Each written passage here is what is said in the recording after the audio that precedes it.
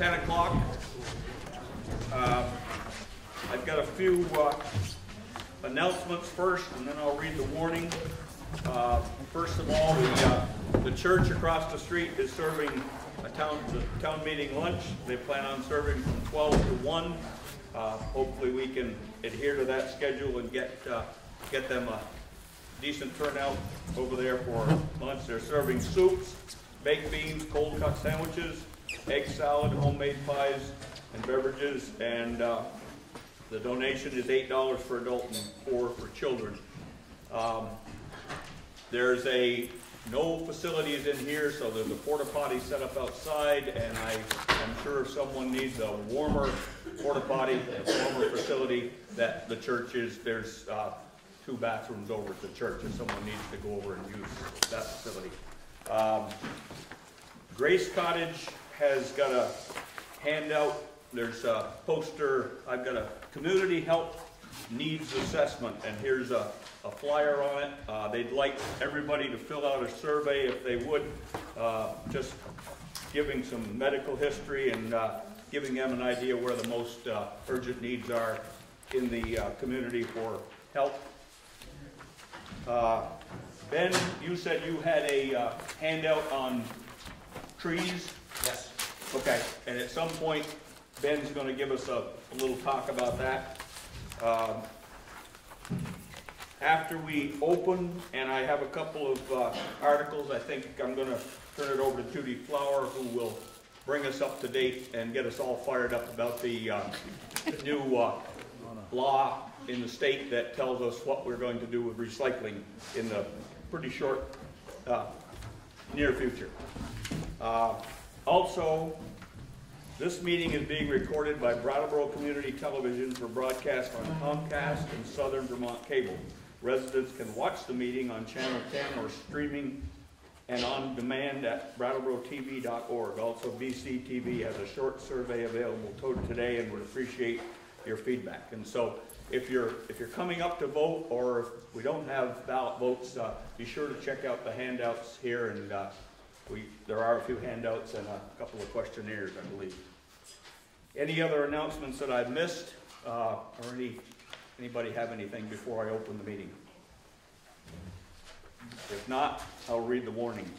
The legal voters of the town of Jamaica, in the county of Windham, and the state of Vermont are hereby notified and warned to meet at 10 a.m. at the town hall in said town of Jamaica on the first Tuesday in March 3rd, 2015, to transact the following business and act upon the following articles. This year, town meeting is first, and then it will be followed afterwards by the school meeting. I did not get a call from Oliver, so I don't know his schedule, but I think he sort of was looking at Weston, Londonderry, and then here, but I don't know that for sure. The first article is to elect a moderator for a term of 1 year. I am the incumbent, and please nominate anyone you want to. Be glad to have a replacement. Nominations are ordered for moderator. I make a motion we nominate Ralph Coleman. Ralph Coleman has been nominated. Are there further nominations? Move they be closed. It's been moved they close. Is there a second? Second. All those in favor of the nomination to be closed, please say aye. Aye. And opposed, no. All those in favor of Ralph Coleman serving as your moderator for 1 year, please say aye. Aye. And opposed, no. And it's carried. Thank you. Article 2 is to hear the report of the professional auditors. Do we have an auditor's report? We do not. No. Okay, that's what it's supposed to. The letter is in here. Okay. We do not have the report of the professional auditor this time. They were hoping to have the handout here at town meeting. If you want that, I'm sure it'll be coming to the town office before long, and please go in and pick up a report of that. But we also can discuss, I think at this point we should discuss the annual report. Just if people have any comments, questions about something that either the town clerk, town treasurer, or the select board can answer, this is probably a good time to bring those up. If anyone has questions on that. Yes, Bonnie? I had gone in to see Terry. Did you find the difference in the figures that I asked you about? I did, and it was, I used Excel to do my spreadsheet, but I didn't realize that it didn't pick up the first 6 lines of the whole line of expenses. Oh, And so when I redid it, then I believe it was right.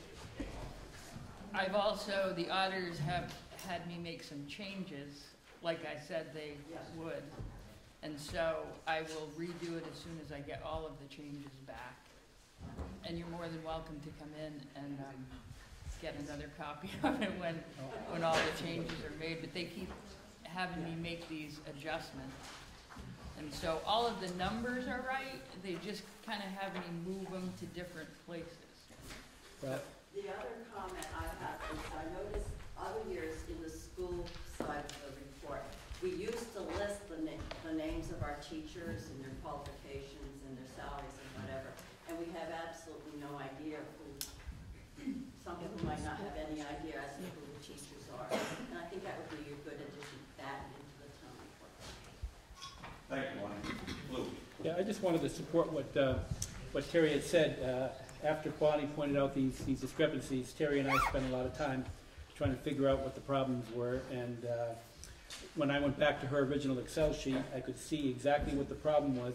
It's a problem that I've had. I'm a big Excel user, and I know that problem is when you insert a line above the top line into a summary statement. And you know, once we found that, I said, oh, that's the Excel bug that we all know about, but you have to know about it in order to know how to deal with it. So now Terry knows how to deal with that. Okay. Yes? I had a comment regarding the absence of reports from outside organizations. This was something that I noticed when the town report first came out, and subsequently I did find a little footnote that said, look online, here's the address. So I checked online and found all of those reports, and I want to thank you for having them in there and having them available to us. I'm concerned a little bit about not having those reports available in the printed information. Because I think that that's an important way for people in town to know the organizations that they are supporting through town meeting allocations, and also that those organizations are available to the citizens of Jamaica for, you know, for use and services. Just a comment. Right. Thank you. Yes? Yes. I just read through about the new trash things that we're going to have to do. $3 for a bag that we have. We put our trash in our garage, and we have probably a large number of those black bags, but it said that they would start charging $3 a bag in July, and you had to buy them from Jamaica, as Jamaica across them. So I'd like a little more information about how that's going to be implemented and checked, because I've taken some up there plenty of times to go into the paper place, and it's full and going over. Like last time I was cleaning out my file, I took 10 bags of paper that was shredded, and there was no place to put it in the paper place. And I said, so what am I supposed to do with this? And they said, just dump it in here. So if we're going to be paying $3 a bag for trash, then we need to be able to put it in the place it's supposed to go in. Or otherwise, I can't see the use of dividing it up the way they divide it. So I need to know a little bit more about that, if anybody can tell me about that. Yeah, I think we're going to, in just a few minutes, we're going to have a good discussion on that. I appreciate you bringing that up. Okay. I missed just a couple of things. Please, if you can, when I recognize you, if you just stand and give your name, especially when we're nominating somebody, that way the town clerk can say, okay, nominated by such and such, and we won't have to look around and see. The other thing, you were supposed to check in, and I'm sure most all of you did, we'd like to have only registered voters vote, and I don't see many in here that aren't registered voters, but just a reminder that you know, you're welcome to be here as a visitor, but if you please be a registered voter if you're going to vote. Is everyone warm enough down there? Okay, I turned the heat down a few minutes ago because we were very warm up here, and I don't think it's on now. Okay. So any more comments or questions about the annual report? Yes, Tricia. Clara. Go ahead. Clara, right. Yes, I too came into the town office and got some answers for the format. And it's basically the format of the town report that I was questioning, and my husband. And I think Terry and anybody else involved with it realizes that it could be more understandable in the future. So I think that's where some of it comes from, is that if we can understand it, then we can say that's just, you know, it's not numbers. It's being able to read the lines across. So that's my comment. And yes. I had one other question about the town report. I did look through it, and on where it says taxes, if someone could explain to me, while 2 or 3 people can go 5 or 6 years without paying any taxes on their property, and there's no stars beside their name, like not being paid or not being sold. I don't understand how they can go 5 years without paying any type of taxes unless there's some lawsuit or something involved that we don't know about. So if someone could explain how that goes. There's 2 or 3 on that list that haven't paid taxes. Ones that are on there, that have been on there the longest, have gone through tax sale twice now. Nobody's, And nobody but there's has- not a star by their name, which would mean The tax. stars were if, they went to tax sale and they got sold at tax sale, and then one of them got redeemed Right, I at saw it. tax sale. Well, it might be nice just for us to know that somehow put another like slash or something that says tried to be sold, because it looks kind of strange to have 2 or 3 on there. Okay, you explained it. Yeah. And some people may not know the process. If it goes through a tax sale, you have a year, right, to pay the thing. Okay. You can, even if it's sold, the property owner has the ability to come in within the year to pay those taxes back, even after it's sold at tax sale. So it's not really, you know, the people that bought it don't really own it for a year. So the 3 or 4 that, or 2 or 3 that have not paid taxes for, let's say, since 2010, and they try to sell their property and haven't, what is the other option that the town has? The town could, I guess you would say, buy it at tax sale, and then it would become the property of the town. And then they could resell it at any price they wanted? Then the same thing applies. Obviously, they're probably not going to, but they would have a year to redeem the property if the town bought it at tax sale. And is there, on most properties, is there a set price that they have to get, or could you buy it for the taxes? Just for the taxes. That's the minimum bid when it goes to tax sale. Okay, thank you. Yes, Ben. I have a question about the penalty for not paying your taxes on time.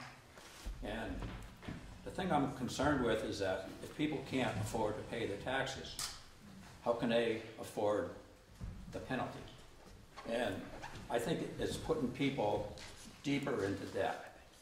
And is there some way that maybe you could put the penalty on the first time and then not keep adding it every year? I know it's a deterrent to make people pay their taxes, but it's putting poor people in a poor situation. So I don't know if that's something the select board could talk about. Maybe we can work it so people can afford to live here. The penalty is actually a state law, and then you will see in the warning later on when we do the taxes, you vote when it's collected, and you vote to put the penalty on there. So I'm not sure if that would be a change that the voters could make, maybe, because it is in there in the warning.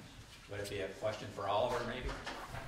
Maybe, yeah. That might Yeah, because I'm not sure, because it's in the state statutes and it's voted at town meeting, I'm not really sure how that goes, but, you know, I try to work with people, because I know everybody's having a hard time. And, so, I just try to work with them the best that I can. I know I haven't been selectman for a while, and I still get calls from people who are in trouble. Yep. And if they would come in and talk to me, I would be glad to, you know, work out a payment arrangement with them, or whatever's best for them. I mean, I'm not looking to take their property or anything, so. I know I had it, and I'll just throw it out, I had a comment or two about the lack of pictures in this year's town report. And I assume it was trying to cut costs and stuff, but I really think if people have an issue with that, come to a select board's meeting or whatever and say, hey, you know, what is the cost versus yes versus no if we include some pictures and find out maybe the body out here is very willing to add 2 cents to their tax bill and have pictures. Because I know I pulled up a town report from 2 years ago, and the front cover was full of townspeople, and you opened it up, and inside was Old Home Day and different activities. And I think there's some people who would really like that. And if the select board have a comment, fine. But I think the way to do it is to go to a board meeting and say, hey, you know, we really prefer the way it was a couple of years ago. That's just a comment. Yes, Bonnie. One thing to kind of remember about your town report, it's not just a financial statement. In a way, it's a snapshot of the history of your town, where it is at this particular year. Right. So it has some historical significance. Thank you, Bonnie. Any other comments on the, yes? Is there a way to find this online? Because I went everywhere I could think of trying to find the town report online, and I couldn't find it. I did upload it, but it's hard to find without a website. I will put a link from the Facebook page to that, and also to the outside reports, so people can find us without the website. Any other questions on this article? If not, I'm going to turn it over now to Judy Flower. She's going to open it up and talk to us about the pay-as-you-throw and the new law, and I'll take a break. Go ahead. Where do you want to do that from, Judy? I'm going to come down here. Okay. Since we're all into this deal, all of us. Before I begin talking about Act 148, I just want to say publicly, very briefly, special word of thanks to Linda Sheehan, who's now out on medical leave, and Mark Clough, who have, in these really cold days, been working up there. Sometimes Mark is up on at the transfer station, and it must be a minus 120. At least that's what it feels like. So he has been doing that. And then the third person or group I want to mention is the town road crew. They have been working wonderfully well in clearing the roads so we can get up there, and also to let the big trucks come to take the bins away. So many thanks. I know we as citizens really thank you, all 3 sections for doing that. So now, Act 148. This is an act, a law, that will come into effect July 1st of this year. And we've known about it for a while, but the closer we get, the more we need to know about what's going on. As you are probably aware, Vermont is a very ecological state. And we are probably considered one of the greenest states. And just look at GMOs that just was voted on. So one of the concerns that has been out there is that our garbage, which includes paper, bottles, household wastes, are actually having filling the landfills so that we don't know where to put it anymore. Actually, some of the paper and cardboard is now being shipped to China because we can't do anything with it.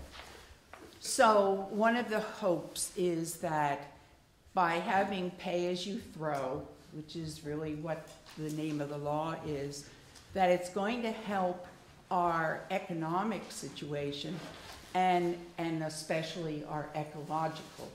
So it's something that went through, the select board had nothing to do with it, and we're just as much involved with what is happening as you are. Today, I would like to focus on residents, not caretakers or haulers.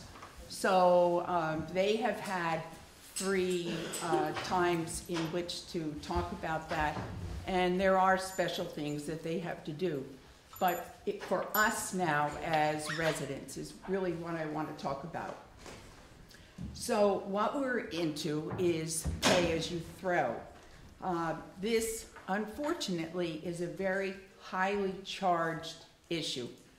And the different meetings that I've been to, there are lots of questions and a lot of people talking at one time, etc. So if you, because I'm going to open it up later on to some questions, and I know you had a question back there, to have some of these things aired. This is not the last time we're going to be talking about pay as you throw. So if you will have different meetings, and I've also been around to some groups to share what's going on. So hold on to your questions. I don't want this to take over the entire town meeting, so I'm going to really limit what we're going to be talking about for about 15 minutes. All right, so let's start with the size of the bags. It is mandatory, and that's an important word, mandatory that we recycle. But many of us are doing that already, so it's not going to be anything really new. We put paper, cardboard into that one bin. And by the way, the reason why that was closed, and that has bothered me too, is because what has happened is because of our really heavy weather that we have been dealing with, they, Wyndham Solid Waste, who actually picks up the paper, has been having problems with snow and breakdown of trucks and some of their drivers out. So the problem is when that gets closed, it actually goes into the compactor, which of course then costs more money for us, the taxpayer, to have the compact pulled away rather than having the recycling. So yes, you're absolutely right, it is something. And I've talked to our chair of Wyndham Solid Waste, Lou Brusso, and he's going to talk a little bit about this situation. If you were watching our wonderful TV show that comes on for our select board, and I know that you had been talking to some people about that. Right. So now, as far as recycling, that has to be done. And so cans and bottles, etc., go into the other bin. We are also recycling electronics and metal, and all of that's going to still be the same. The difference is that now, instead of just putting stuff into the compact with our own bags, we're going to do it at the front end of paying, which is going to take off, and Lou is going to explain some of that, some of the cost that is coming from the town. But let me show you what we have in store for bags. Now, we have not ordered the bags yet. We actually have put out requests for proposals, and that we hope to get the bags by the 15th of May, so we can begin to start selling them. We're going to have 2 kinds, and I just brought this from home. This is the smaller one. This is the 13 gallon one, and that is the one, for example, I use in my kitchen. And I put the garbage, things that I know that cannot be recycled, I put in here. This size bag, which will be translucent, like this, and colored, not necessarily this color. Here's the town of Leeds. This is England Leeds, or? So that's kind of what they're going to look like. They will have, of course, Jamaica. This size bag, the smaller one, is going to cost $2. And then we will also have the larger bag, which is 33 gallon. This one, I think, according to the box that I took it out, is actually 39. But this is the larger bag. And this will be $2 for us to have. I mean, $3, thanks. My Kia person is up here, holding his fingers up. So this is what we are going to start using, and we must use them. And these bags actually will go into the compactor, not the recycling piece. You can dump, as I do, we put it in paper bags, whatever, the newspapers, cardboard, and we stick it in the one bin, and also in the plastic. I have a system for dumping there. No cost to that whatsoever. Simply the compactor, okay? So that will be happening. And I just want to make sure I cover my notes here. We will be able to buy them 3 different places. The first place will be Karen's general store across the street. They will also be available in Rawsonville at our new gas station. So you can pick them up there. And then the third place will be at the town office. So those will be the 3 places. They'll be translucent. They'll have the name of Jamaica on it. And for example, for us, we shop at the commissary down in Massachusetts, so we buy a lot of things ahead of time. We have a bunch of these now that we're going to be, actually, I was planning to give it to my sons who live, one in New York and the other in New Hampshire, and let them use it because we can't use those anymore, other than for other things. So those are the 3 places that we're going to be able to buy. Now, Lou, would you explain for us the economics of this whole deal?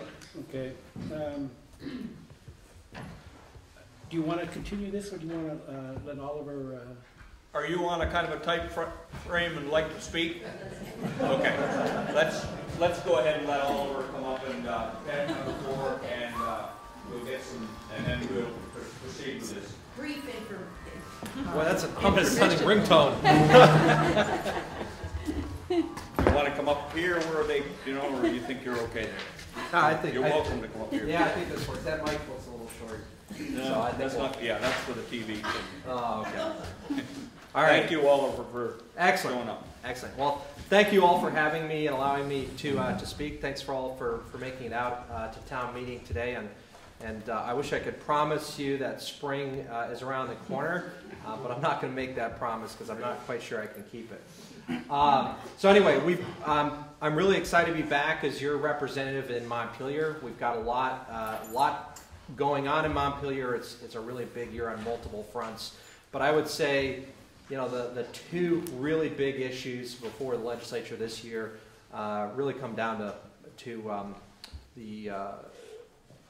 the general fund and the challenges we're having with a structural shortfall and of roughly about $115 million for the next fiscal year. We've had a number of budget shortfalls over the last several years, but they are what we term as cyclical shortfalls. They're sort of blips on the overall radar. We can work through them. But what we're facing now is what's known as a structural shortfall. And basically, in really simple terms, our state spending has been increasing at a rate of growth faster than the growth rate in the underlying economy. So our tax revenues are not increasing at the same rate as state spending. So that has created this structural imbalance and made for some really difficult decisions that we're going to have to make. Ultimately, it's going to come down to some very painful spending cuts at the state level, and more than likely some increases in revenue and some new taxes potentially. None of these are great decisions to be made, but they are difficult decisions that need to be made because we can't just walk away from this challenge. The other big issue is education.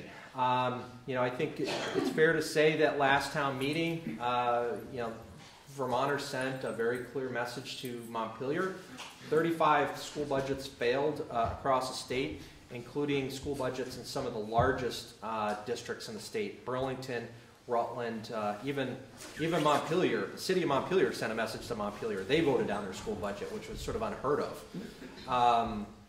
So I think there was a lot of focus heading into the November election on the issue of education reform, property taxes, I think more specifically. And if the message wasn't heard on town meeting day, I'd say election day, that message was reaffirmed, and it was really clear voters are looking for some relief. I served on a task force convened by the Speaker of the House. I was appointed in the summer, and we spent a lot of time. There were 10 of us, former legislators, current legislators, one future legislator, looked at a number of ways that we could address sort of education reform holistically, looking at governance, how we spend the money, how we raise the money. We issued a report in December with a number of recommendations that sort of helped get the conversation started in January when the legislature returned. The House Education Committee was reconstituted under new leadership. There's a new chair of that committee.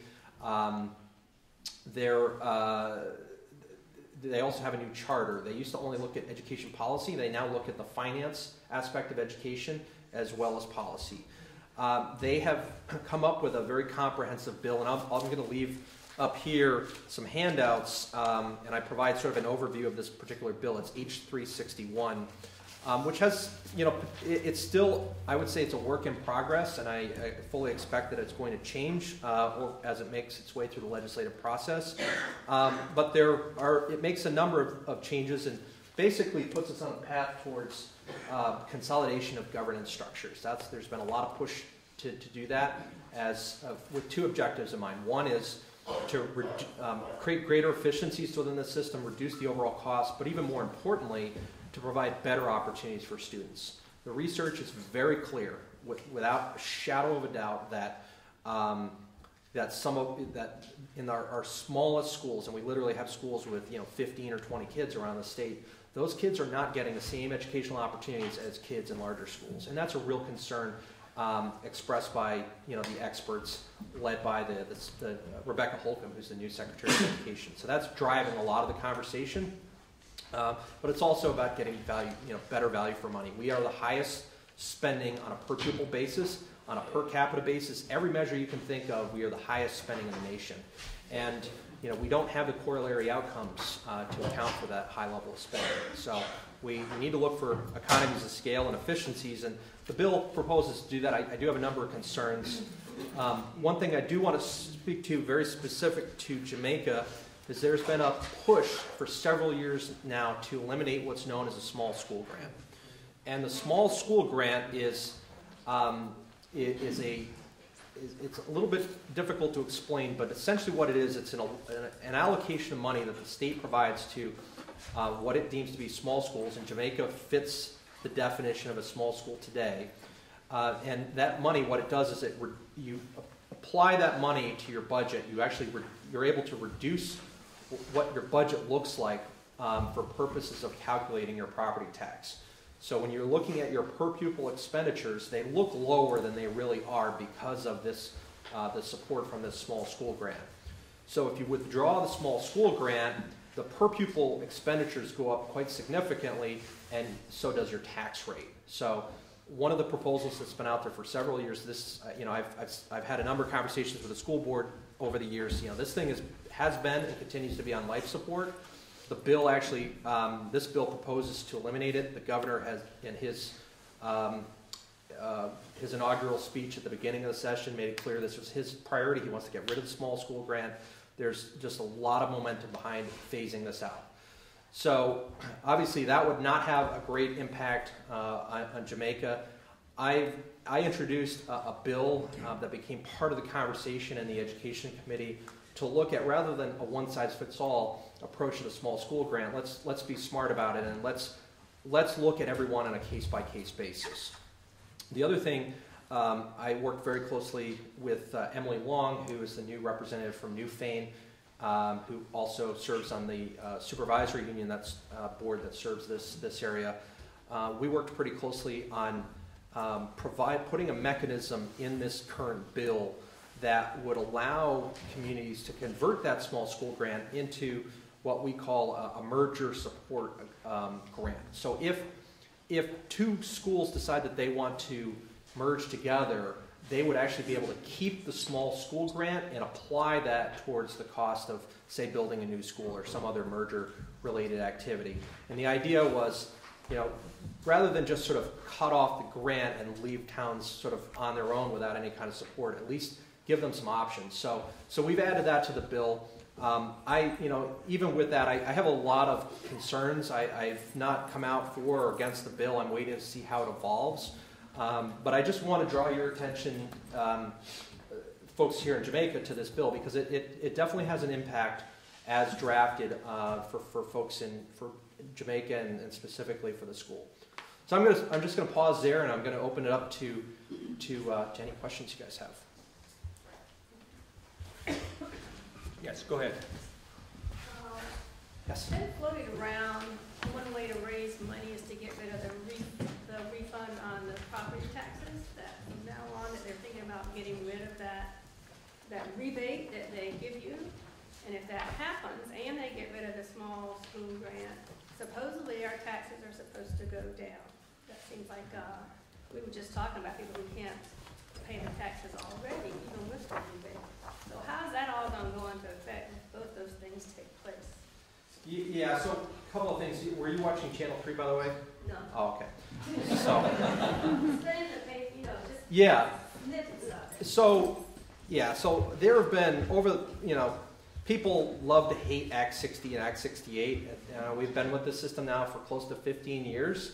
But what I find really amazing is, despite all of the anger and the frustration that people of all political parties express, and in fact, I was chuckling last fall. I was in a meeting up in Montpelier with 9 of my colleagues on this task force. We were looking at education reform, and while we were sort of in this back room trying to come up with ideas, there was a bunch of people who held a press conference, and they were talking about how they were going to come up to Montpelier and they were going to fix this system, and they had all these ideas. They didn't have them at the time. They were going to come up with them. Well, I was looking at the photo of the press conference the other day, and not one single person in that photo has actually introduced a bill that addresses this issue. And so I actually counted up with a colleague of mine. We counted up over the last 15 years, there have only actually been 5 substantive proposals to change how we pay for education in Vermont. And the reason for that is because there is no magic bullet. There is no, there is no great solution out there or great alternative out there. Every solution has its drawbacks. So to your specific point, I actually introduced some legislation this year. I was co-sponsored by Democrats, Republicans, Independents, from really kind of a broad range. And what we propose to do under this particular bill is for residential property taxpayers, dramatically reduce the property tax from what it currently is, normal. It's normally about $1.50 on average statewide. We proposed bringing it down to, say, 25 or 50 cents. So big reduction, down to a level where you no longer need income sensitivity, you no longer need the rebates, all the complexity that we have in the system that makes it just completely unintelligible to even very intelligent people. Get rid of all that, have a much lower property tax, and then replace the whole convoluted system we have with prebates and rebates with a variable income tax. And the concept is pretty simple. We would look at your per pupil spending on a district by district basis, and this income surcharge would adjust based on your local per pupil spending. So the more you spend, the higher that income surcharge. The lower you spend, the less it is, and everybody's treated the same way. The problem we have today is there are no less than 6 different ways that people are paying their education taxes. People don't realize it, but you've got people who are paying the full boat, the residential property tax. You've got people who are income sensitized because they're making less than $100,000 in the household. You've got people who get what's known as the super circuit breaker because they make less than $47,000, so they're pretty much completely held harmless. You've got renters who don't pay anything. You've got people that have a home that's worth more than $500,000. They get some funky hybrid. And then you've got there's a 6th category of folks. There's 6 different ways. It's a mess. And the problem is if you're the Port School Board and you're trying to explain all this to people and everybody just wants to know, well, what's going to happen to my taxes? There's no one answer. So this is behind what you may have read about this proposal, which is let's eliminate all this confusion, treat everybody equitably in the same manner, have a base sort of low property tax rate, and then make up for the difference with income, which is basically what we do today. I mean, people that are income sensitized, which is roughly 65% of Vermonters, you're paying an income tax. It's not obvious at all because of the whole rebate, credit, one year to the next. But if you sat down with your accountant and you netted it all out, you'll find it's actually an income tax. It just doesn't look that way. If this proposal goes through that you're income sensitive to pay for the school, what happens to second homeowners who don't pay taxes? We currently today have what's known as a non-residential rate, and that applies to business property, second homes. It is already a fixed uniform rate statewide. So the proposal that we introduced would leave that alone. It wouldn't touch that at all. It would stay exactly the way it is. And the reason for that, by the way, that was instituted as part of Act 68 in 2003. And the theory was that business owners, second homeowners, they're not voting on school budgets, so their property taxes should not vary from one community to the next. So just as a state, we want to use that as a revenue source, but it's not logical to have the taxes vary from one town to the next because they're not voting on those budgets. So it was back in 2003. It was set at a one uniform rate across the state. Ben, just to change the subject a little bit, where are we at on the carbon tax? Carbon taxes, that is not going to go anywhere anytime soon. Right? Yeah. And Act 35, where are we at that? Which remind me, Act 35. Water quality. Oh, water quality. Yeah, that's one that's working its way through the House right now. There was a bill that passed out of the Fish and Wildlife Committee that proposed to goose up the, I think, the rooms and meals tax. I mean, that will definitely look very, if it comes out and becomes law, it will look very different than what it looks like today. I sat there one night and read the whole draft, and there was a lot of things crossed off, but I haven't seen any more come out. Is there a second draft, third draft? Yeah. So the bill came out of the Fish and Wildlife Committee, a draft, and it has since gone to the Agriculture Committee, and it'll go probably at least to 2 other committees before it even leaves the House, and then it has to go through the same process in the Senate. So right now it's in the Agriculture Committee. There are a number of things in there. For example, there's things that deal with fertilizer. Because I mean and bottom line is, this is primarily a Lake Champlain issue and some of the lakes to the north, but it has statewide implications. But the problems with Lake Champlain are, there's, it doesn't take rocket scientists to figure it out. It's all about, phosphorus runoff and, runoff from farms in general. So there are a number of provisions that deal with agriculture-related things. So that bill has gone to the Agriculture Committee. I expect they're going to make some changes. It's going to end up in the Ways and Means Committee because there are tax and other revenue implications in there, and it'll probably go to the Natural Resources Committee. So if you go on the legislature's website and you look on the Agriculture Committee, you can actually see kind of what current draft they're working on in there. Ed? Back to the school issue. Yes. You talked about the incentives to consolidate schools. What about consolidating districts? Well, it's a little bit of both. So, so the bill, as it's structured right now, the focus is really on consolidation of districts. And the thinking is that if we get, if districts come together in larger units, it makes it easier to share resources. You can start to have, say if you wanted to have a world language teacher, you could share that teacher, across districts. It makes it easier to facilitate those things.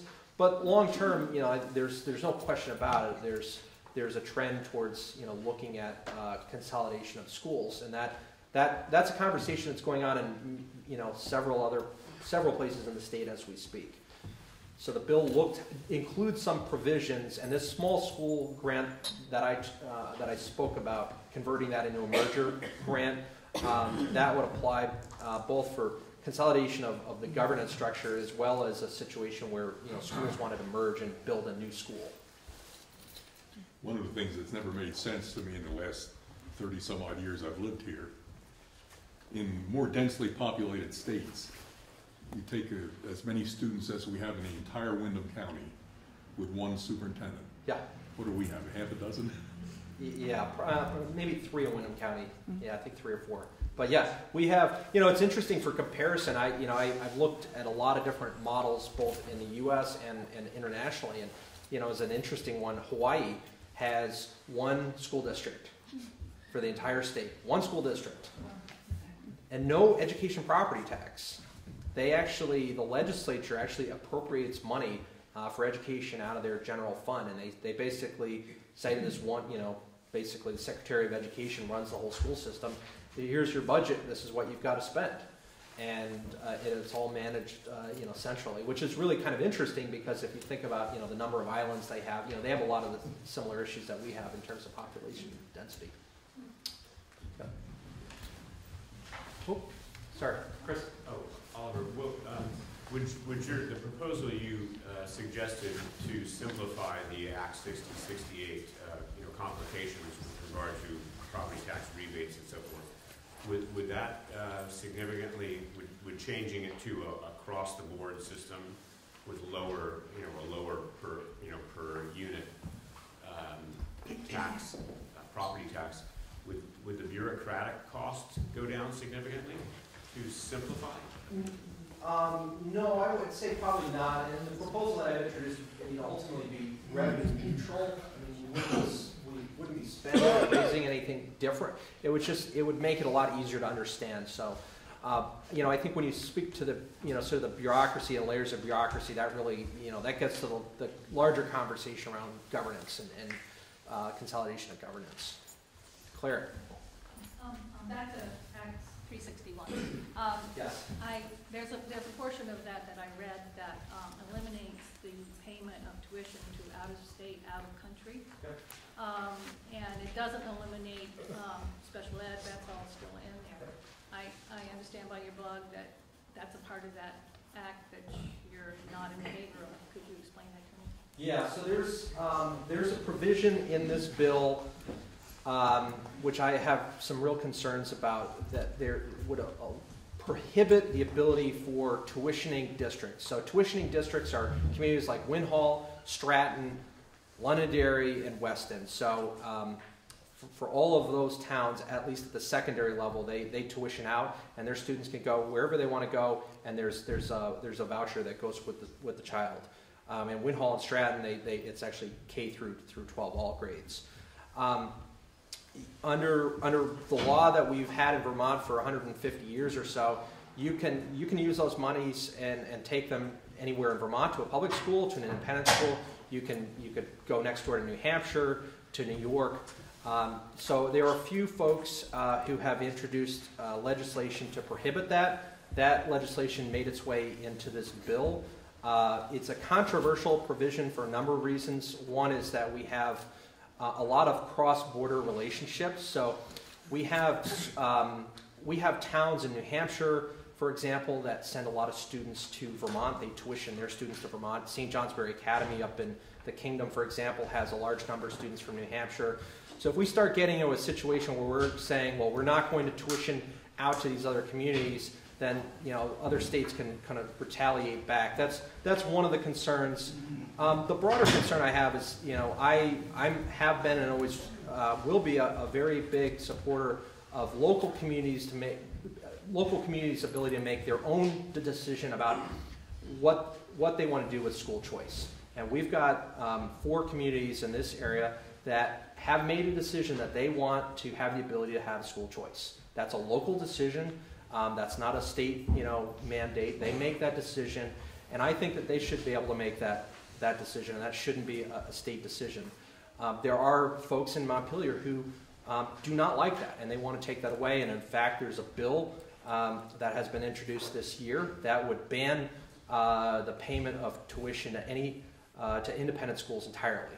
So that would include the Mountain School at Wynn Hall, Burton, St. John's Bear Academy. All of those schools would effectively be shut down under that legislation. So my concern is that this is the camel's nose under the tent, so to speak, and it's a real it's very concerning to me. And at the end of the day, the impact is extremely minimal. It's decimal dust in terms of what we spend on education. Yes. I read the report, and did I read it wrong? They're leaving in the interstate? If that's there, all of that is still in that bill. The only thing in that bill that I read, and correct me if I'm wrong, is that they were eliminated out of country, it's still being able to send people to special ed, whatever you need to send them out of state. That's still in that bill. Not entirely. So there's a provision in there that says if it's an adjoining community. But so, for example, there's an issue, I was speaking with my colleague who represents Dover, and there's an issue like down in Reedsboro, I think it's Reedsboro, one of the towns that's down near the border, and they send kids that it's like 2 towns over, so they don't meet the definition. So there are a lot, you start peeling back the onion, and there are a lot of problems with it. Joe. I think you've spoken to this, but I didn't get it, so I apologize. I don't understand, are second home owners who are non-residential also going to have a drastically reduced property tax? No. Therefore, they're not subject to income tax. Pardon me? And therefore, they're not subject to income tax. Correct. Okay. Is there any attempt being made to redefine the floodplain borders in Jamaica? That comes under the jurisdiction of the federal government. They control those maps. Not that I know of, but I honestly don't know off the top of my head. Well, we've been living here for 6 years, and all of a sudden we're in the floodplain. Yep. It makes it very difficult for future prospective buyers to buy into it. They get scared away. So the state is not redefining anything. It's FEMA. FEMA controls the flood maps. They're the ones that update that, and there's a very lengthy process that they have that basically controls how those are defined. Who has to initiate that? The state or FEMA? It's FEMA that controls that process. Those so maps we have to wait for Noah's flood. Pardon me? We have to wait for Noah's flood to get flooded out. Hopefully not. Alrighty. One last question? Yes. Stuart. Does the governor's payroll tax have any traction? Yeah. It remains to be seen. I don't think so. So just for a little bit of background, so the governor proposed instituting a payroll tax, which I believe we would be the only state with a payroll tax, as a way of putting money in what we affectionately call the magic money machine in Montpelier, which is basically our Medicaid funding mechanism. The way it works is for every dollar we put in as a state, the feds provide some matching money. But there are rules around how you can raise the state's share of that matching money, and there are some ways you can do it and other ways you can't do it. Payroll tax is one of the ways of doing it. So the governor proposed the concept of instituting a payroll tax that would raise a bunch of money that would go into the Medicaid fund. It would draw down a bunch of matching federal dollars, and then those monies would be used to increase the payments to Medicaid providers. One of the problems we have, and one of the reasons why healthcare insurance is so expensive in Vermont, is that we underpay Medicaid providers significantly. And what happens is, if you're a doctor or a hospital or whatever, you basically, you're taking a loss on every Medicaid patient you're serving. So you're basically taking that loss and you're spreading it across to your private payers, whether it's, somebody who's paying out of pocket or paying through health insurance, etc. So it's known as the cost shift, and our health insurance rates have gone up as a result of this cost shift. So his concept is let's basically create a new tax on employers, take that money, draw down a bunch of federal money, and then we'll raise the reimbursement rates for Medicaid providers. And by raising those rates, we'll eliminate, or not necessarily eliminate, but we'll reduce the cost shift, so the burden on health insurance that employers pay for, in theory, should go down. It's a very, it's a circuitous route, to say the least, to get there.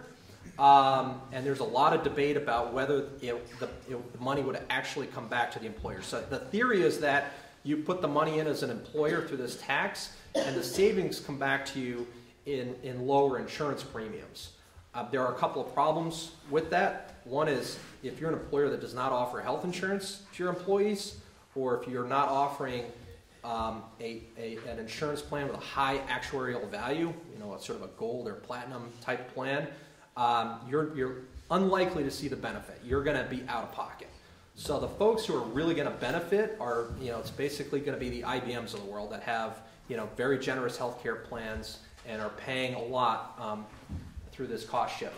So I think for that reason, because the impact would be disproportionately borne by small employers, I think that it would be very, very difficult to get the payroll tax through in this current environment. Good question. All righty, thank you all. I'll let you get back to your meeting.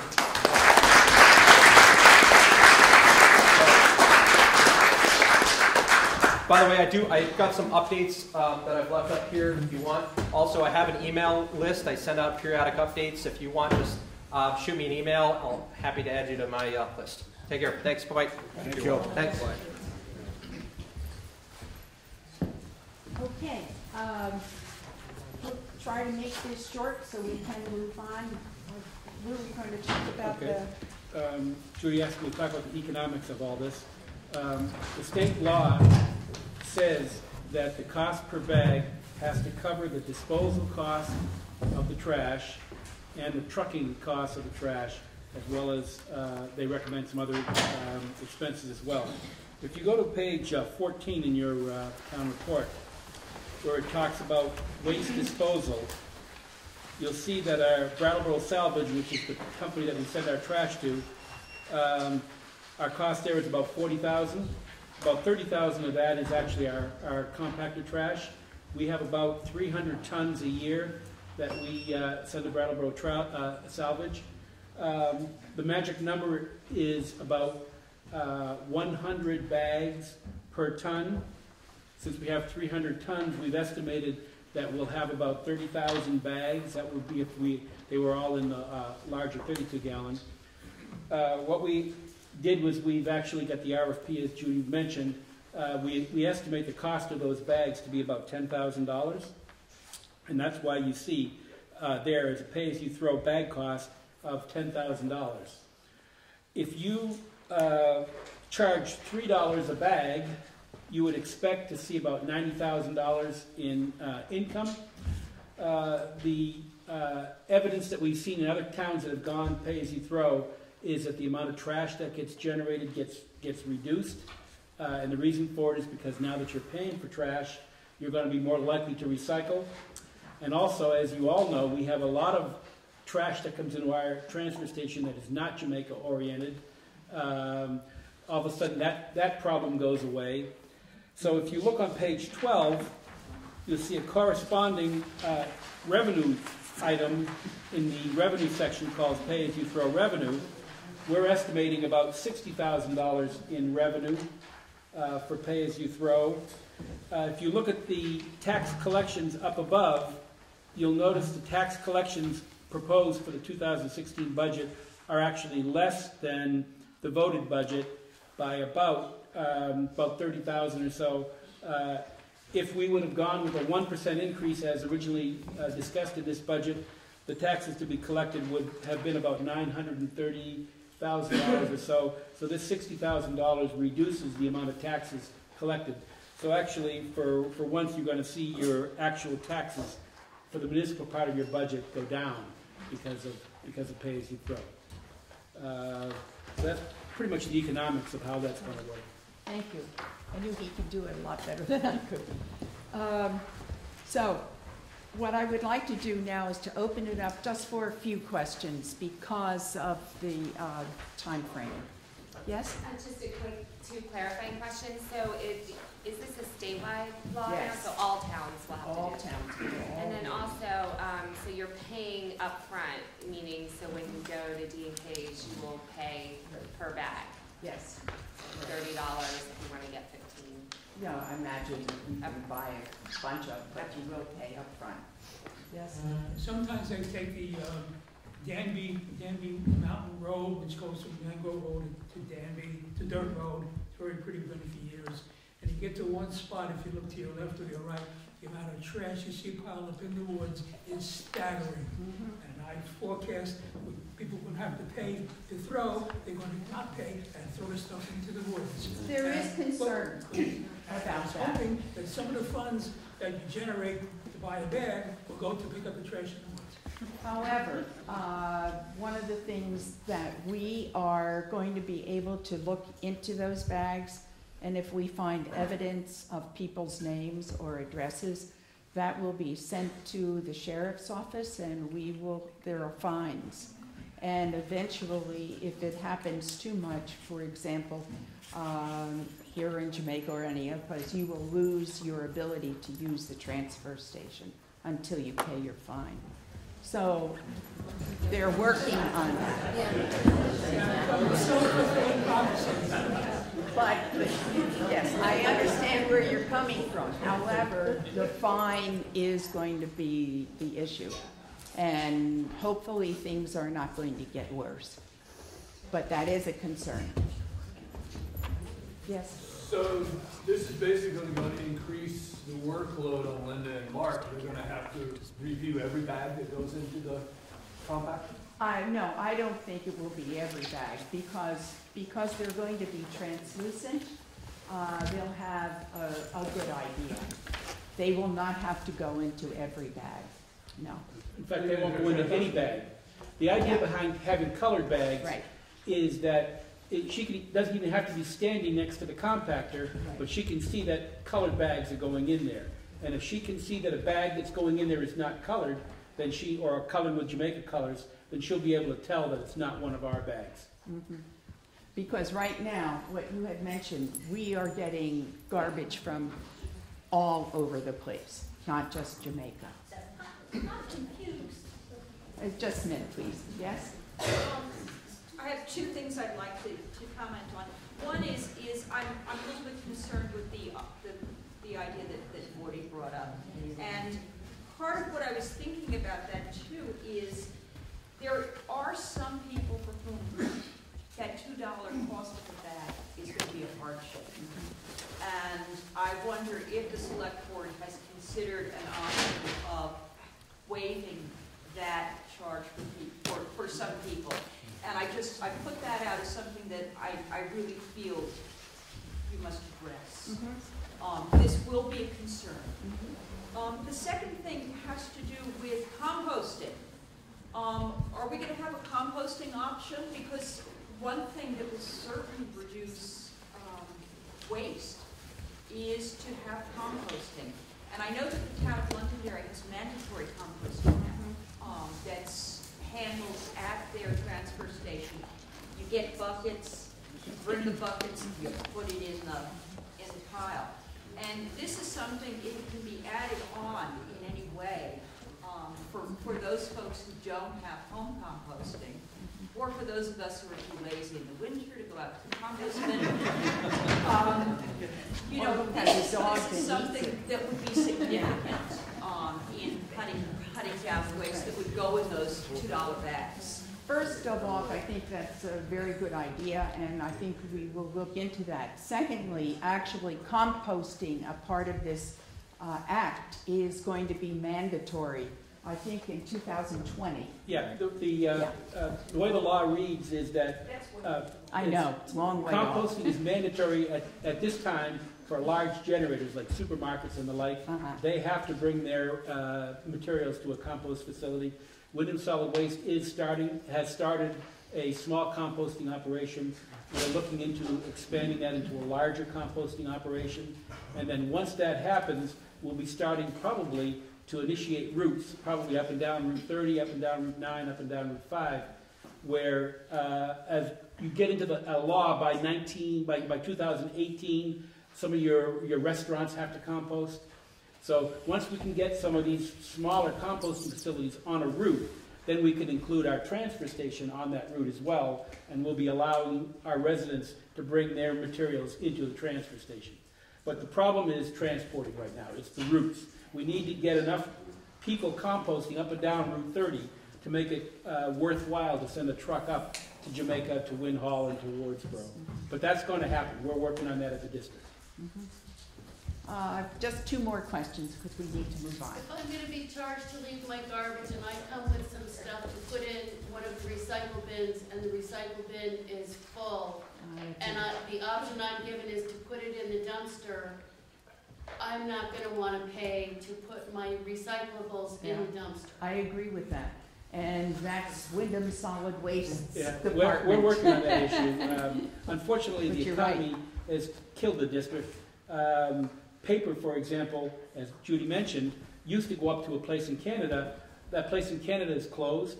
They used to be the ones that supplied the US, what's it called, the USA paper. They lost that contract, and now all of a sudden they shut down.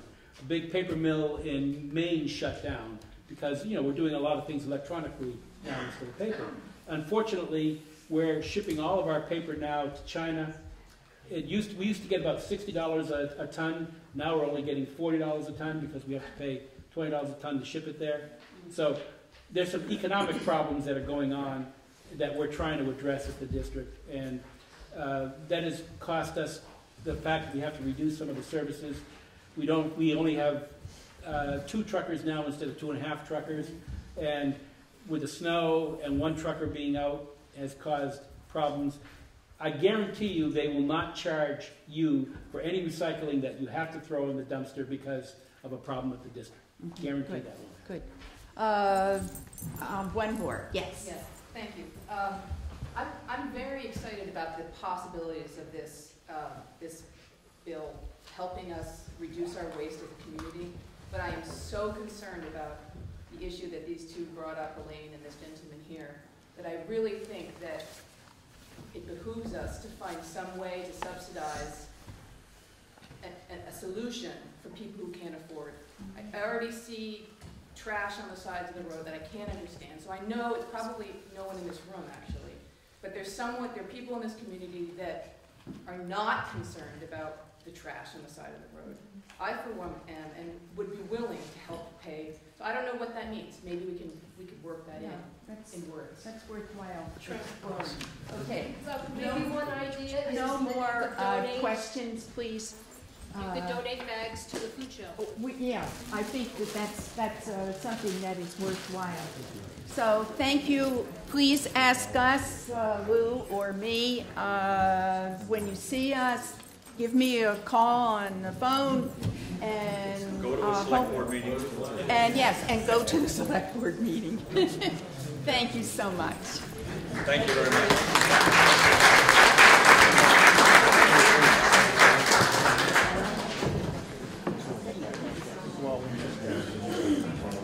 Our next article under the town meeting is Article number 3, to elect the following officers as required by law. A select person for a term of 3 years by ballot. The incumbent is Lexa Clark. What is your pleasure for a select person for a term of 3 years? I nominate Lexa Clark. Lexa Clark has been nominated. Are there further nominations?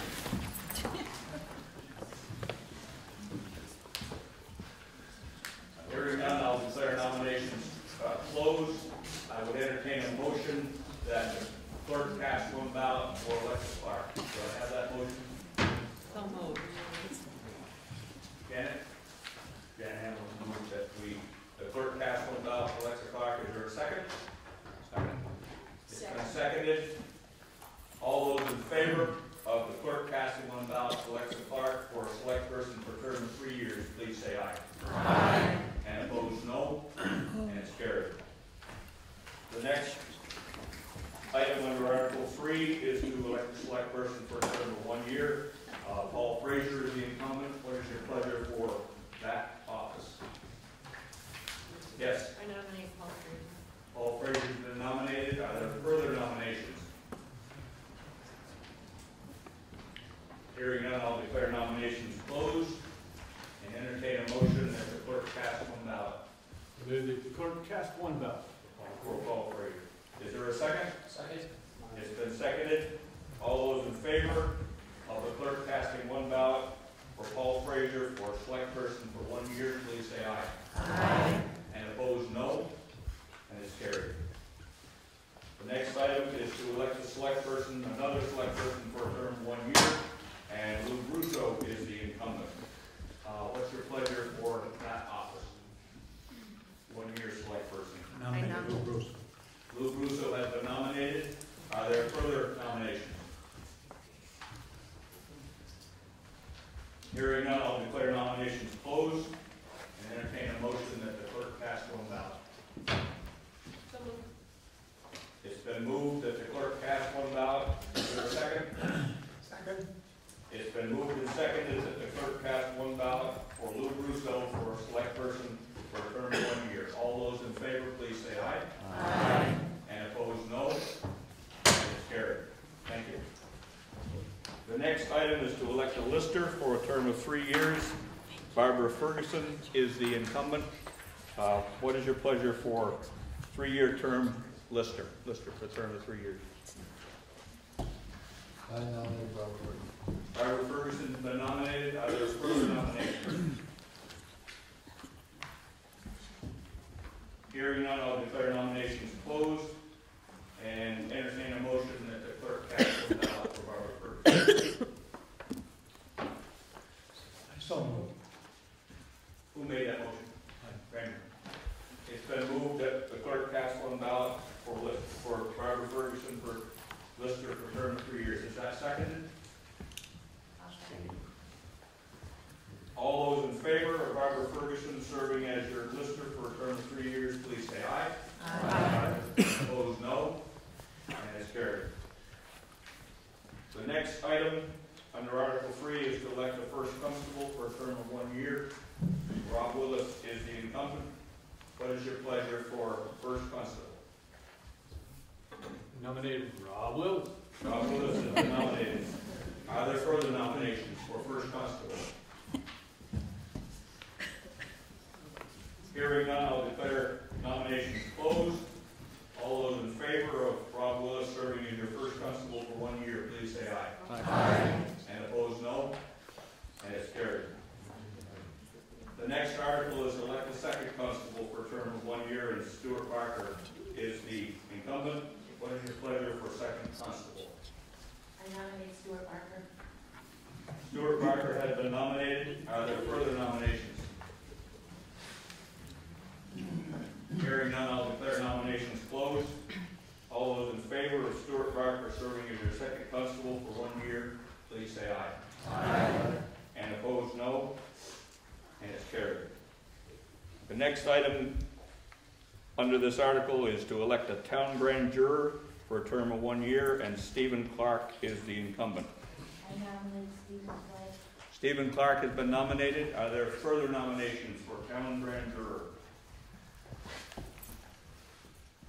Hearing none, I'll declare nominations closed. All those in favor of Stephen Clark serving as your town grand juror for a term of 1 year, please say aye. Aye. And opposed, no. And it's carried. The next item under Article 3 is to elect a town agent for a term of 1 year, and Peter Andrus is the incumbent. What is your pleasure for town agent? I nominate Peter Andrews. Peter Andrus has been nominated. Is there any other nominations? Hearing none, I'll declare nominations closed. All those in favor of Peter Andrus serving as your town agent for 1 year, please say aye. Aye. And opposed, no. And it's carried. The The next item is to elect a trustee of public funds for a term of 1 year, and Stephen Clark is the incumbent. What is your pleasure for trustee of public funds? I nominate Stephen Clark. Stephen Clark has been nominated. Are there further nominations? Hearing none, I'll declare nominations closed. All those in favor of Steve Clark serving as your trustee of public funds for 1 year, please say aye. Aye. And opposed, no. And it's carried. The next item is to elect an agent to deed land for a term of 1 year. Pat Muellmans is the incumbent. What is your pleasure for an agent to deed land? I nominate Pat Muellmans. Pat Muellmans has been nominated. Are there further nominations? Hearing none, I'll declare nominations closed. All those in favor of Pat Muellmans serving as your agent to deed land for 1 year, please say aye. Aye. And opposed, no. And it's carried. The next item is library trustee. In your warning, it said library trustee for 5 years, 3 years, and 1 year. Actually, what they need and what should have been printed is a library trustee for a term of 5 years and a library trustee for 2 years. The first one, Clara Robinson, was appointed, I believe, for a 1 year position. Is that right, Clara? I believe, last year. And so she is the incumbent for the 5 year term. What is your pleasure for library trustee for a term of 5 years? Nominate Clara Robinson. Clara Robinson has been nominated. Are there other nominations for library trustee for 5 years? Hearing none, I'll declare nominations closed. All those in favor of Clara Robinson serving as your library trustee for 5 years, please say aye. Aye. And opposed, no. And it's carried. The other library trustee for a term of 2 years is Nancy Johnson is the incumbent. What is your pleasure for the 2 year term for library trustee? I nominate Nancy Johnson. Nancy Johnson has been nominated. Are there further nominations?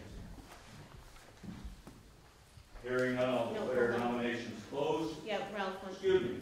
we had a nomination, sorry. Oh, who was the other nomination? Rachel Stokes. Rachel Stoll. Rachel Stoll. I decline. Rachel Stoll has been nominated, and Nancy Johnson has declined. Are there any other nominations for library trustee for 2 years? Hearing none, I'll declare nominations closed. All those in favor of Rachel Stoll serving as your library trustee for 2 years, please say aye. Aye. And opposed, no. You said Rachel Stoll. Rachel She Stoll. declined. She said, Rachel Stoll. no, Nancy declined. Nancy declined.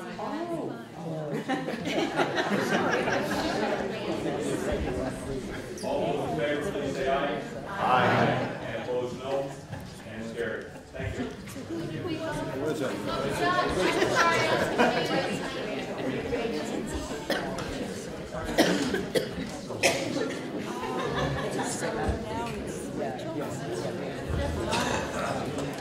Article number 4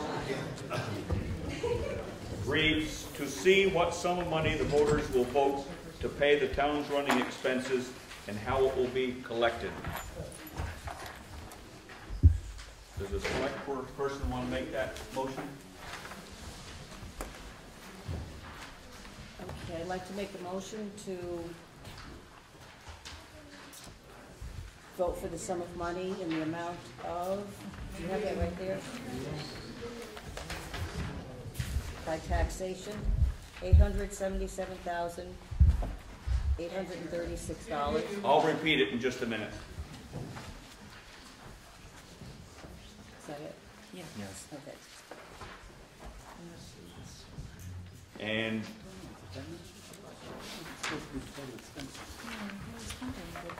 don't think you have to put the... That's the taxation. But that's by taxation, the 800,000. Right, that's what needs to be raised, right? Right, $877,836. Okay. The motion was to raise the sum of $877,836 by taxation for the running expenses of the town. Is there a second to that? Second. There's a second to that. It is now open for discussion. Any discussion on article number 4? Yes, Bonnie? Don't you have to also vote to spend the revenues that are coming in? We've always had in the past. We vote to expend the total gross budget, and some of it is to authorize to raise taxes, and some of it is to spend anticipated receipts. I think it's number 6. So it would be number, That's the way it was printed on my thing. I don't know whether you want to make the motion to that effect. Spending the other money separately. Okay. But we don't have the other.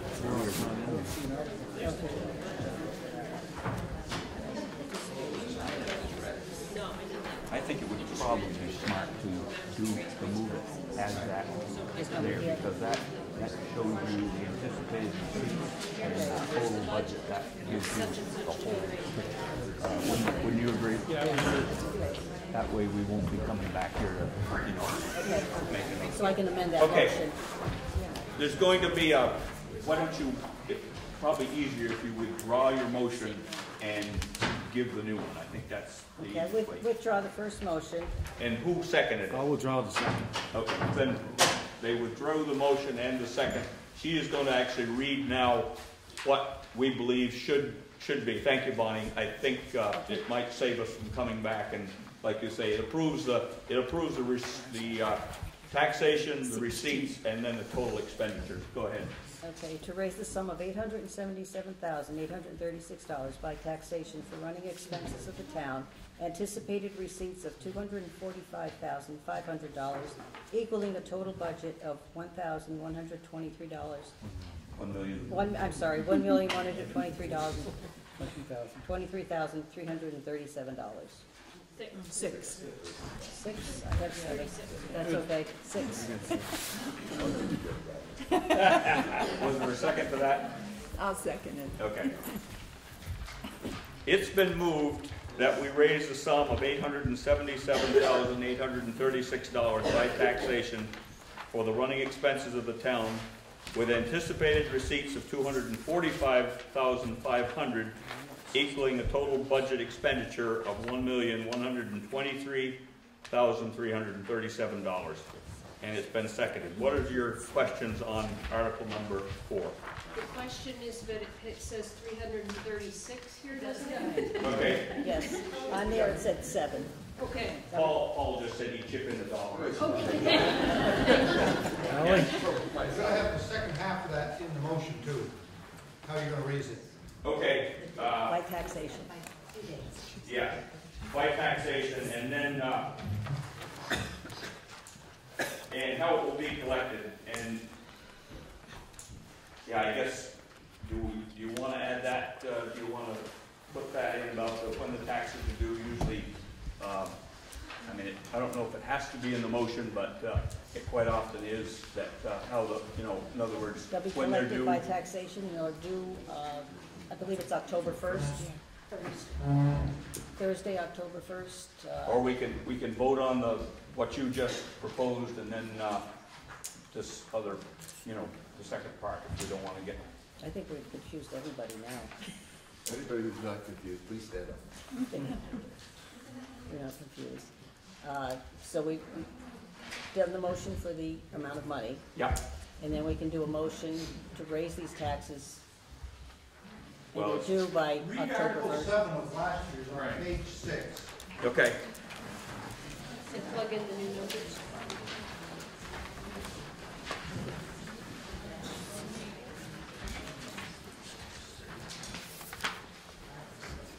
That article says, made the motion to raise the sum by taxation for the running expenses with anticipated receipts of such and such equaling a budget, and taxes will be due and payable, like you say, on a date with the interest rate. If that's what we wish, I think we should amend the motion to add that language to that. I'll move to amend the motion to include taxes will be due and payable on Thursday, October 1st, and will be delinquent on October 2nd, with an 8% penalty added by state law.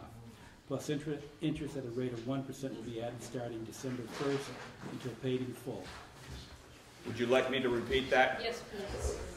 The amendment would read, the taxes will be due and payable on Wednesday, October 1st, and will be delinquent on October 2nd, with an 8% penalty added by state law, plus interest at the rate of 1% will be added starting December 1st until paid in full. It's actually Thursday night.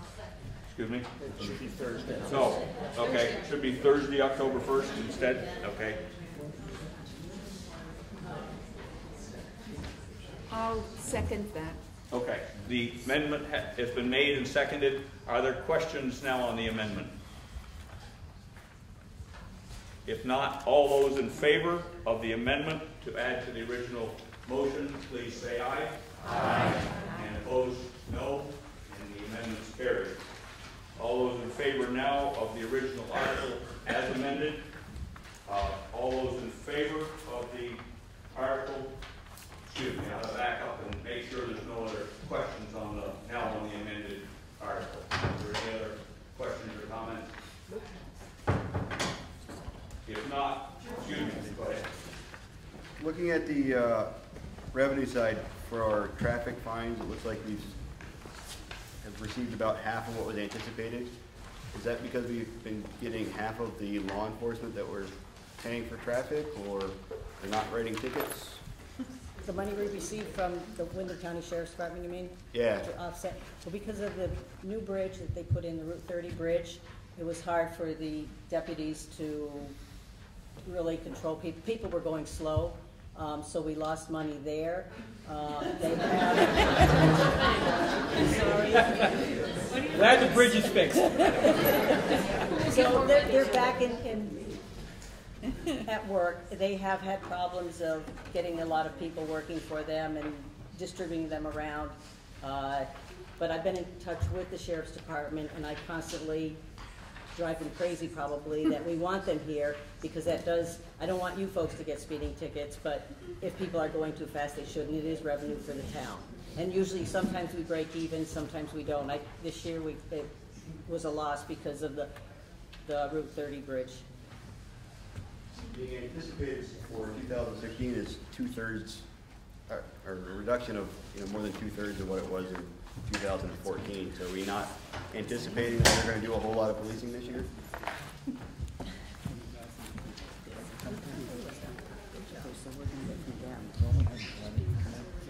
No. The question is, should that number go up now that the bridge is fixed? That we'll be getting more revenue? Yeah. That's hard to say if we're going to be getting more revenue next year. It depends how many tickets they write. I think we went lower because of what was happening with the Sheriff's Department being low on manpower and coming up here and being here constantly. So hopefully next year we can maybe pick it up. I don't know the right answer. Ralph, could you repeat the comment, please? Repeat the comment? Yeah. Yeah, she just said that I think they were in kind of a gray area, not knowing where, because the reduction, she said, happened because of the bridge construction and stuff, didn't really know where to go, so they put a figure in, and probably they'll have a much better idea next year as to where that set is. That the gist of what you said? That's the gist, and hopefully that figure, the revenue that we'll be getting will be up more Maybe than the be higher than 6,000. what they put in for revenue. They were being on the conservative side, and see how it goes from there. Yes, Clara? Well, along those lines, I'm looking at the traffic fines. The actual was $11,000. I'm sorry, what was the question? What page? On page 12, it says actual amount that we took in was $11,000. Whereabouts are you? Traffic fines, revenue. Under 2014. We did. Okay. So my question is, on page 18, where it says receipts, traffic fines, the $6,479, which am I thinking that we have? 6,000. Okay, this page here.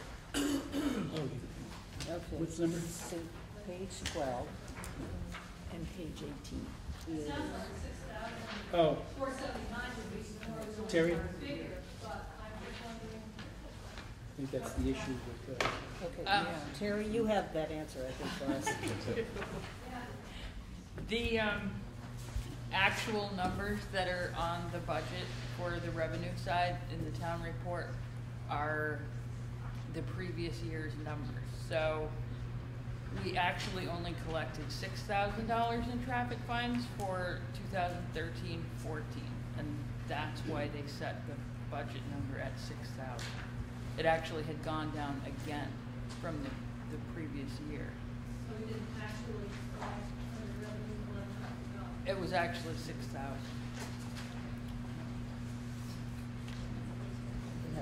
And I think this is a, this is a while ago, so I think this year you'll see the trend, it's starting to go back up again. The fines that we collect are starting to increase every month. As the sheriff's department is here more, the fines are going to increase. And they have been around more, I believe, of late, so. Any other questions on the amended article?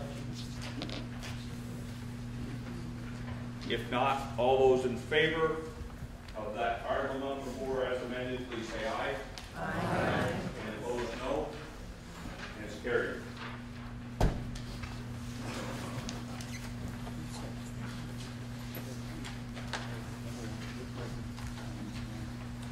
Article number 5 is to see if the voters will authorize the select board to borrow money in anticipation of taxes. What is your pleasure on article number 5?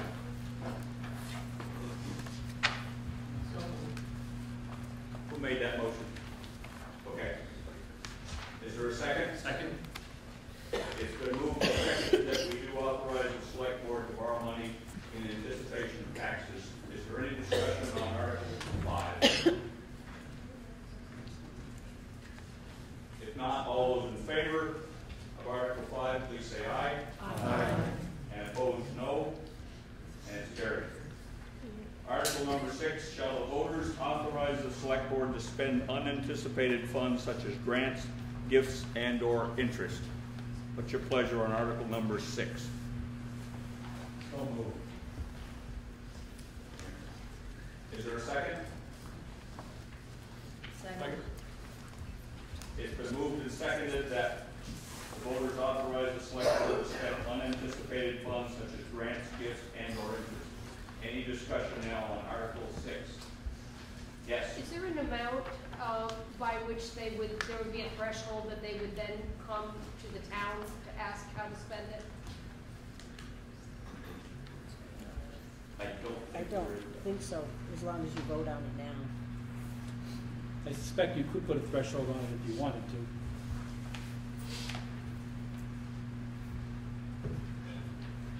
Is this a generic item, or are there anticipated, windfall coming our way? I think it's something we have in the article. Yeah, I think one of the things it would cover, for example, is what we're doing here with the town well. We've got some donations for the town well, for the town hall. We cover those kinds of things. Okay. Joel? I was just going to say that a number of years ago,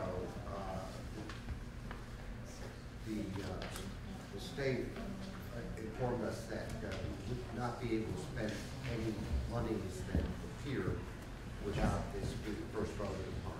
So it's been in, it's just a generic thing, we pay something. It needs to be in there so that if they get a $100 donation, they don't have to come back to the taxpayer. Any other comments or questions on Article 6? All those in favor, please say aye. Aye. And opposed, no. It's carried. I think at this time, I know there's Ben Williams would like to talk on, there's quite a few different information brochures here. He wanted to talk on something to do with trees. You just want to give a few minutes and explain what the brochure is about? Okay, last summer, I'm Ben Williams, for those of you who don't know me, and I'm your tree warden. And last summer, I received an email from the Vermont Division of Parks and Recreation, I don't know exactly the right terminology for that, to become a person who volunteers some time to keep an eye on our trees and to start looking for the emerald ash borer, the Asian longhorn beetle, the woolly adelgid, to name a few. And I went to a class and learned about these insects. They're very invasive, and they are in New Hampshire, New York, Massachusetts, and so far they haven't showed up in Vermont. But what I'd like to do today is to make you aware of this and to ask your help and be my eyes on your properties to look for these insects. And early detection is going to be the key in stopping the eradication of our ash trees and possibly our sugar maples, which would be a huge loss for both the logging industry and ourselves as landowners. There's several brochures up here, and help yourself to them. And I'd like you all to try to educate yourself a little bit on what's happening around. Like I said, early detection is the best thing. If you ever want to get a hold of me, you can contact any of the select board. I don't mind giving out my telephone number if you'd like that, but hopefully everybody will help themselves to this information. Thank you. Thank you. I know one other handout up here. Drew, do you want to comment on the rescue handout and maybe put a plug in for your open house that you're planning in the summer? Sure. So there is a flyer up front about rescuing. Probably most people know Rescue provides the ambulance service for about half, a little more than half of Jamaica. We have a base of operation in Townsend that actually serves this area. The flyer up front talks a lot about some of the other services that are available through Rescue, as far as our specialized rescue, Medical Reserve Corps. We're currently looking for volunteers. You don't have to be medical volunteers to serve during public health emergencies. So that information is on there. On the 27th, we'll be having an open house in Brattleboro. Anybody that wants to come down and check out what it is that we do, the equipment, kind of learn about the technology that's changed in the world of emergency medicine, that'll be a good time to do it. The other thing that's going to be coming out is our annual subscription program. As everybody's health insurance changes, rescue subscription service is $50 per household. And what it does is it allows you to get transported by ambulance without having the fear of that big ambulance bill, because you have a large deductible on your insurance. So it's $50. Everybody in your house is covered for 12 months, starts from July 1st, June 30th. And it just gives you a little bit of peace of mind should you need an ambulance, that you're not going to get a sizable bill for it. I'd be glad to meet with anybody after and answer any questions you have about EMS and how it works in our community and anything like that. I know last year the open house was a lot of fun, and especially the kids. They did some really neat stuff that the kids could get some hands-on and see how some of their rescue stuff works. So keep the date in mind. I think it's interesting. Anybody else want to? Yes, I spoke just briefly, but CJ, why don't you just explain about your brochure and the questionnaire? I'm CJ King from Grace Cottage, and we put out a survey called a Community Health Needs Assessment Survey. It's a county-wide survey. Brattleboro Memorial Hospital, Brattleboro Retreat, and Grace Cottage are all collecting information at town meeting today to try to help with future planning and allocation of services and resources. It's an anonymous survey. There are 12 questions. You could probably answer them in 60 seconds or less. Anyway, it's very short. And if you just put them in here when you're done, we'll appreciate it, and I'll pick them up later. Thanks. Now, is there anybody else that has a brochure? Yes, David. I don't have a brochure, but I serve on the Jamaica Planning Commission. Thank you for a couple of minutes here. We didn't get anything into the town report this year, so I just want to say that the Planning Commission now has a full 5 members. We're hoping to, our goal, our purpose is to implement the town plan. I'm sure everybody's read the town plan and knows what we're going to try to do with it. But our goal as a planning commission is to be an active commission. We want to choose projects that bring more life to our community. We're currently focusing on our village center. We have a village center designation that we're educating ourselves on how that can benefit our village, not only in the center, but in the town as a whole. We've developed an inventory of properties just in the center that we feel like might be available for commercial development. We're going to, again, continue to educate ourselves on how we can use the Wyndham Regional Commission, the state, whatever, to help anyone that's interested in developing a business in Jamaica, either in the village center or anywhere. So if anyone has any ideas, thoughts, suggestions, let us know. Reach out to us. We meet the first Monday of every month. We encourage anyone to come in, watch us in action, participate. You can come without fear of being harangued into joining the Planning Commission. We just want to try to get as many people, as many ideas, as many thoughts as possible as we move forward as a Planning Commission. Everybody's got a vital role to play in this community. Everybody that participates, your participation is vital. We'd like to see people come and join us, and bring their ideas. Thanks. Question? Where do you meet? Does anybody have this? Pat can get you a copy of the town plan. It is online. It is in the web somewhere. We meet at the town hall. First Monday, 7 o'clock. First Monday, town office, pardon me, town office. Public speaking is not my forte.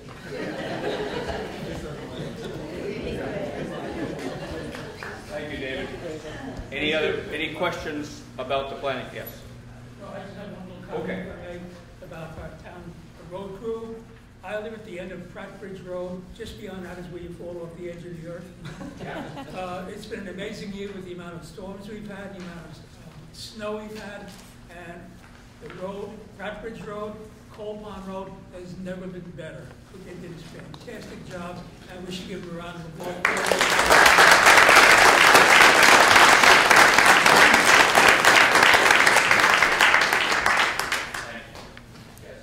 I know the answer to this, but I don't think other people do.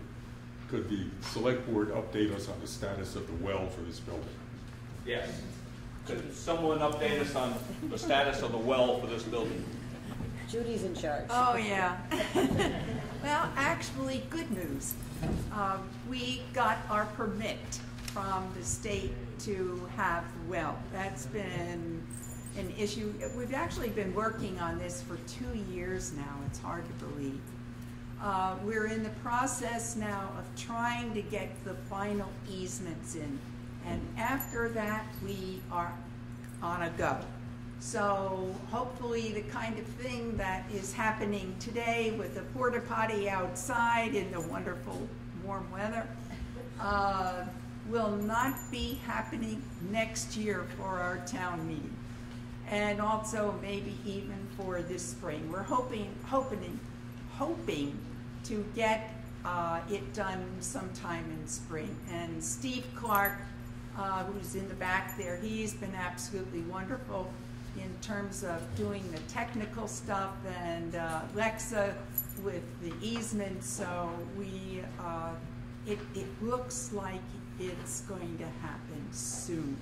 So thank you all.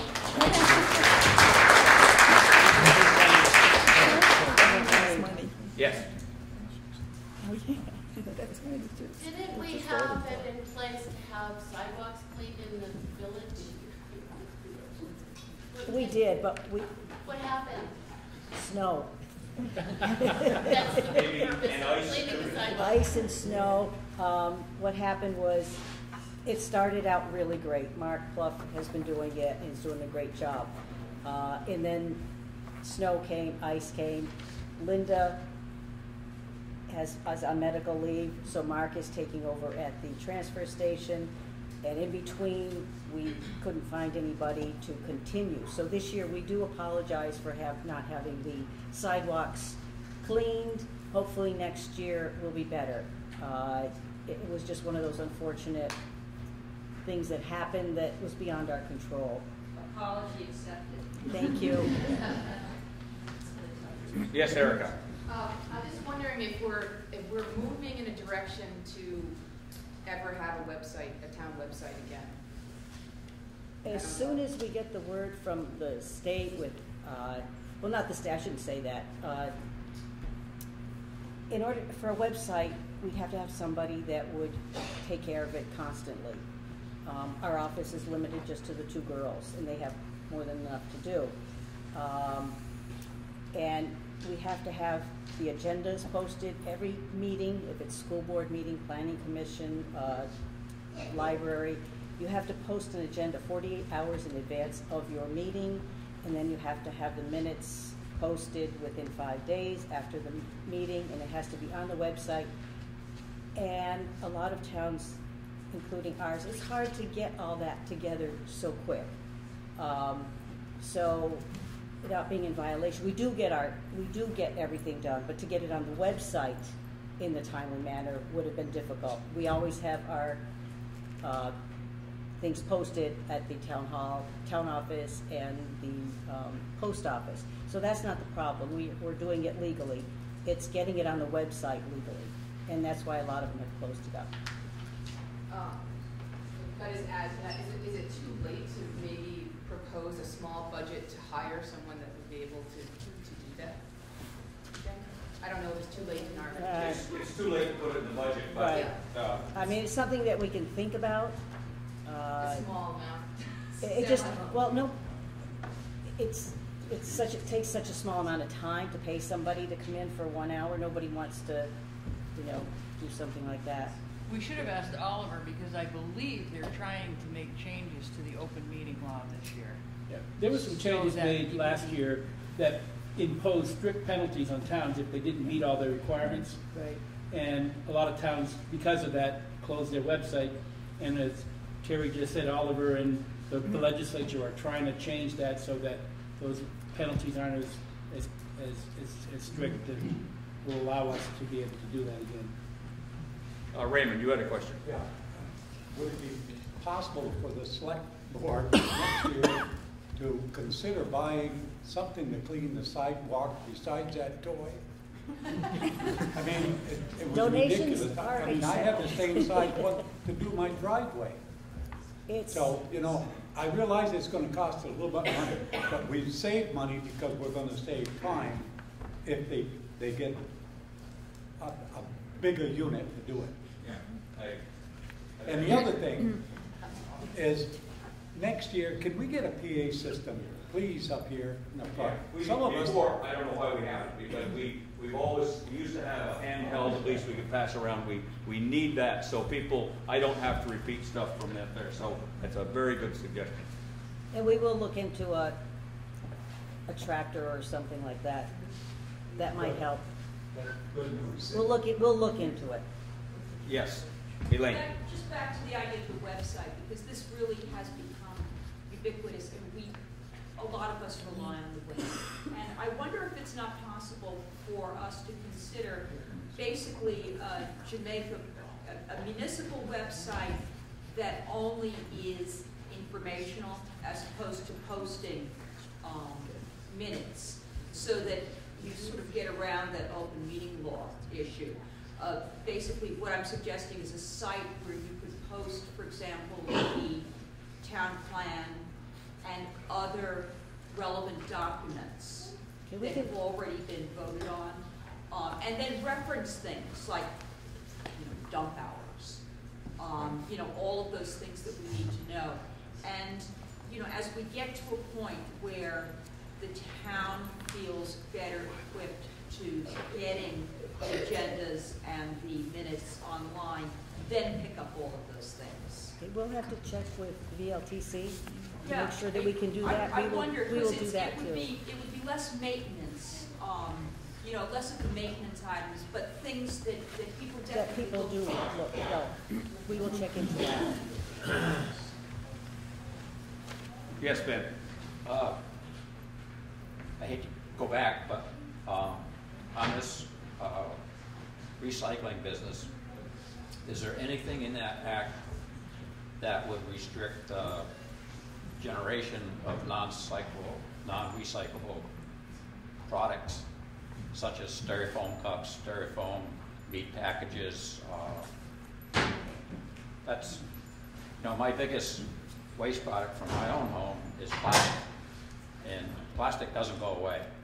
It's buried somewhere, it'll be there centuries from now. So I know we can use paper cups, I know we can use paper containers for meat and sandwiches, these clamshell styrofoam containers can all be replaced by paper. It would increase our productivity as far as people producing paper, and it can be composted. So we wouldn't have to be burying this stuff in landfills that are now becoming extinct. So Yeah. I don't know if there's some And way. I can tell you, number one, there's a movement at the state legislature, and it's been going on slowly over the years, called producer responsibility bills. And they've already done it with electronics. That's why we do electronic recycling here. They've done it with paint. You can take all your oil-based paint now and bring them to the producers. So that producer responsibility movement is continuing.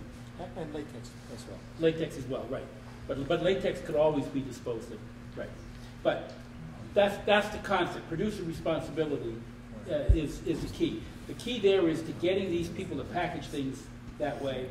And as soon as legislatures like Vermont, unfortunately Vermont's so small, you know, we don't have a lot of impact on the market. But that's the key right there, is producer responsibility. There's been one grocery store, large corporation that they're outlawing they're not going to use plastic bags anymore, because that's a major issue. The other thing is, I don't know if everybody is aware that the numbers on the plastics used to be like 1 and 2. We actually accept things all the way up to 7. So, with the exception of styrofoam, which is what you mentioned. So Right. can we take plastic wrappings such as what, say a flashlight comes in? Only if it's got a recycling emblem on it. yeah, has to have that. Yes. In the meantime, if you purchase something that's packed in huge amounts of styrofoam, what do you do with it? Does it have to go into? Yeah, unfortunately, styrofoam can be recycled, and there are places like in New Jersey that do that. The problem with styrofoam is it takes a whole warehouse full of styrofoam can be processed in 24 hours. Yeah. And the problem is, how do you collect all this huge amount of styrofoam? And it's the collection issue with styrofoam, not the processing of it. And we don't produce enough of it up here to warrant collecting it and shipping it out, and we wouldn't get any money for it, and it wouldn't be. So styrofoam is a real problem. Yes, Norma. Would it be possible for someone to give us a list of what is recyclable? I didn't know we could go all the way up to 7 until today. And so I probably have not been recycling as much as I could because I didn't know. Other communities don't do that much. And I've lived in a number of other communities. A list of what we can recycle and what is not recyclable, like the styrofoam, so that we can be responsible. Yeah, We do have a listing, and I On the think, town website? Linda, do you have? Well, we have no website. Actually, if you go to Yeah, we have a list. If you go to Google and you Google WSWMD, which is the Wyndham Solid Waste District, there's a place there which will tell you everything that can be recycled. And we also have flyers down. Yes. But we do have flyers that we pass out periodically. We do.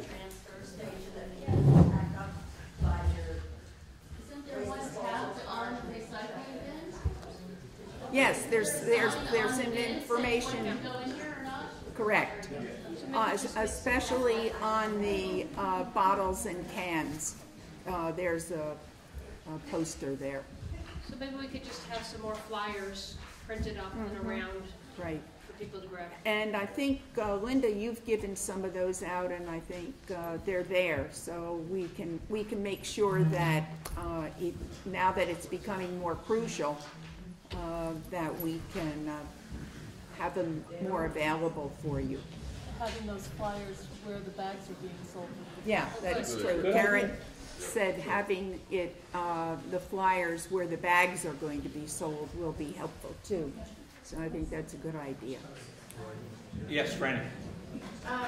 We went flying through the elections really, really fast, and there's some people up there that have been sitting up there for a long time that never say hi to Glenn, and I think that we should thank them. Yeah, I agree.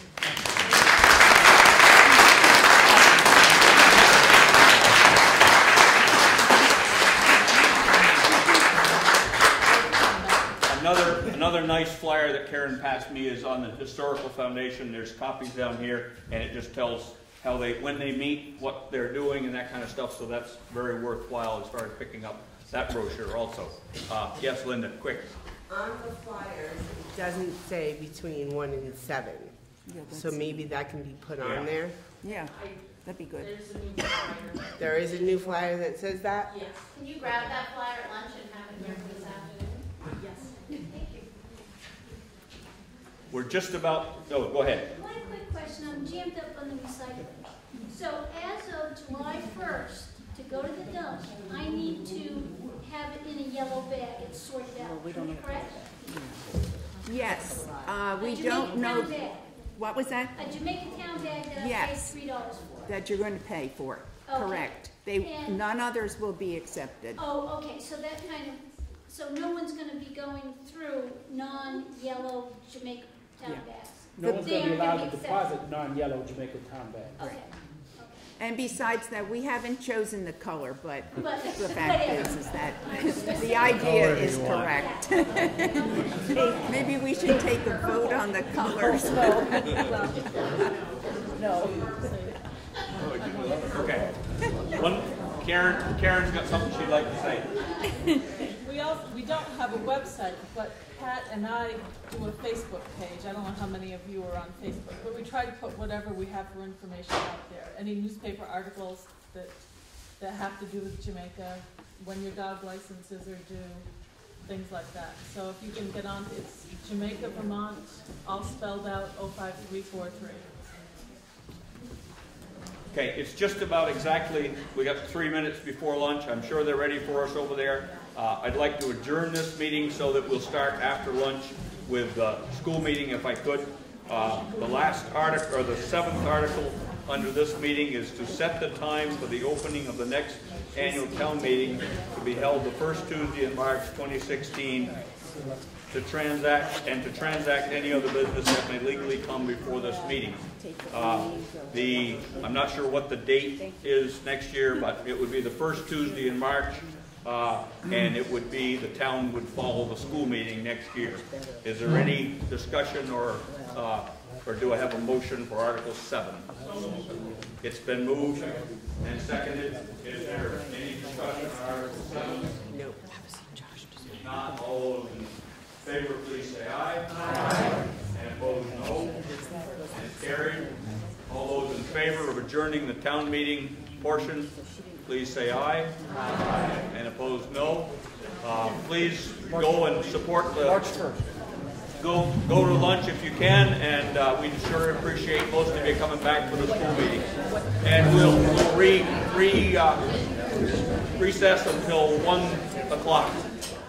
I'd like to call the meeting back to order.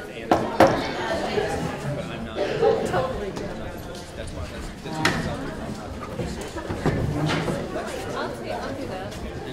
It's once a month, and it's not Thank you all for coming back. I will now read the warning for the school meeting, which is set to start right after the town meeting this year.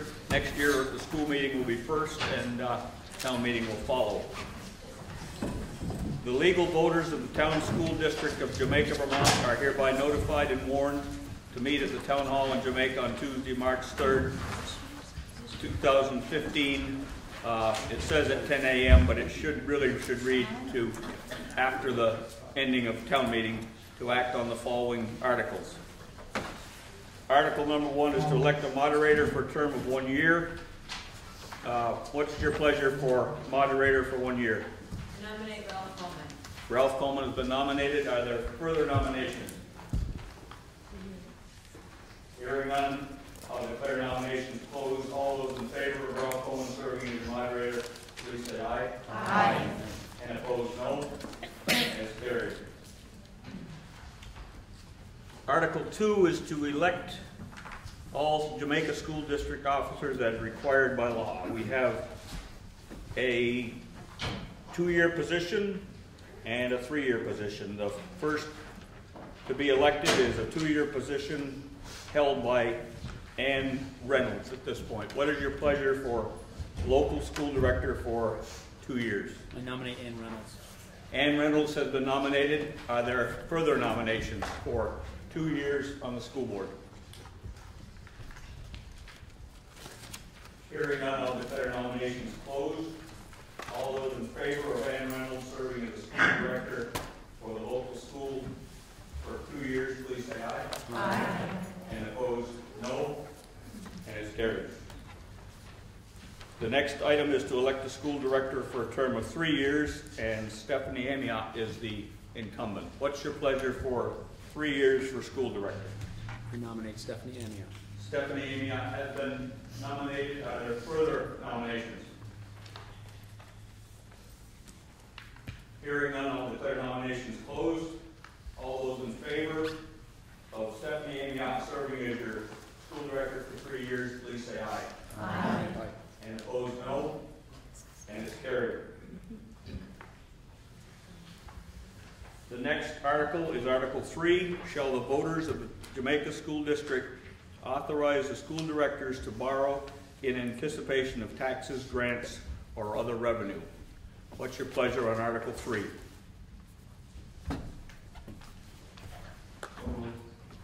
It's been moved. Who moved that? Drew.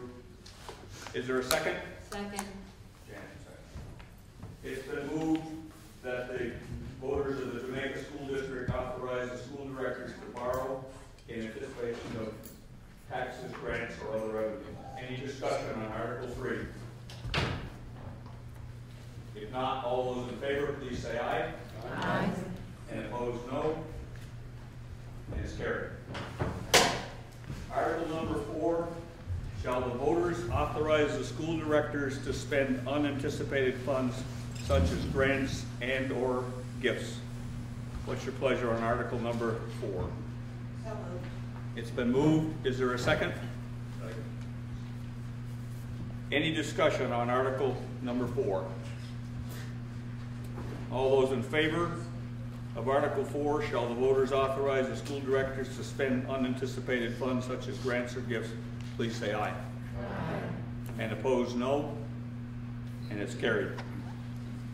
Article 5 is to see if the voters of the Jamaica School District authorize the school board to expend $1,187,170 to defray expenses and liabilities for the 2015-2016 school year. Does someone make that a motion? So moved. David, is there a second? Second. And it's seconded. Any discussion now on Article number 5? Yes. Now would be a good time to discuss the impact on this budget, as Oliver was speaking, if we lose our small schools grant. And just basic calculations show that if we lose that small schools grant, we're going to be looking at a 10-cent tax increase, rate increase, and what the school board is planning to do with that. We haven't really talked about it, to be honest, at that level.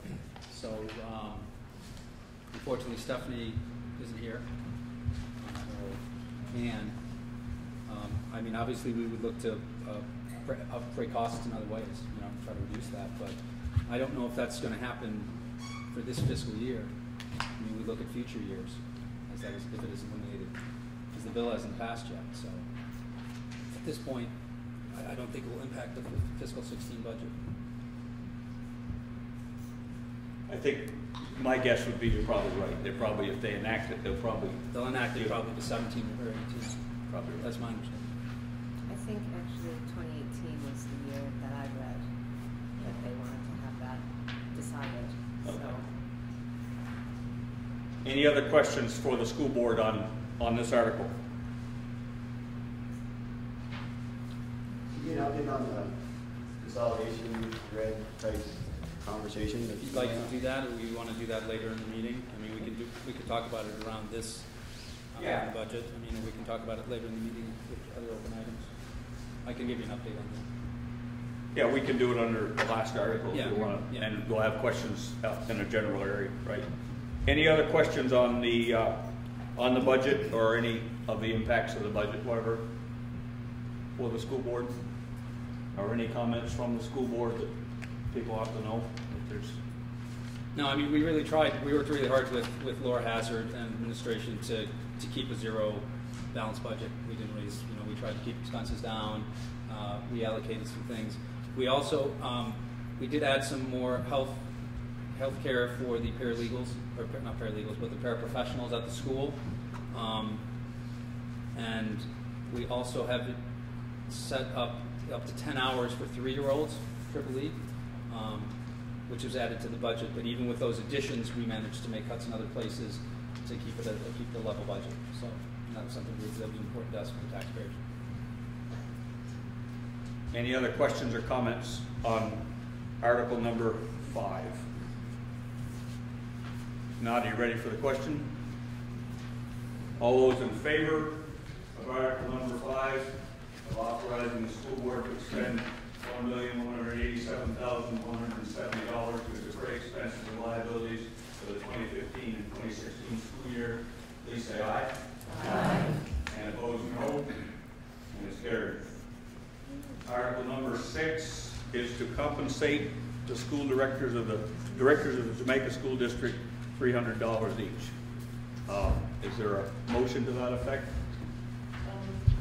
And a second? Second. Who made the motion? Did you get it? Okay. Any discussion now on article number 6?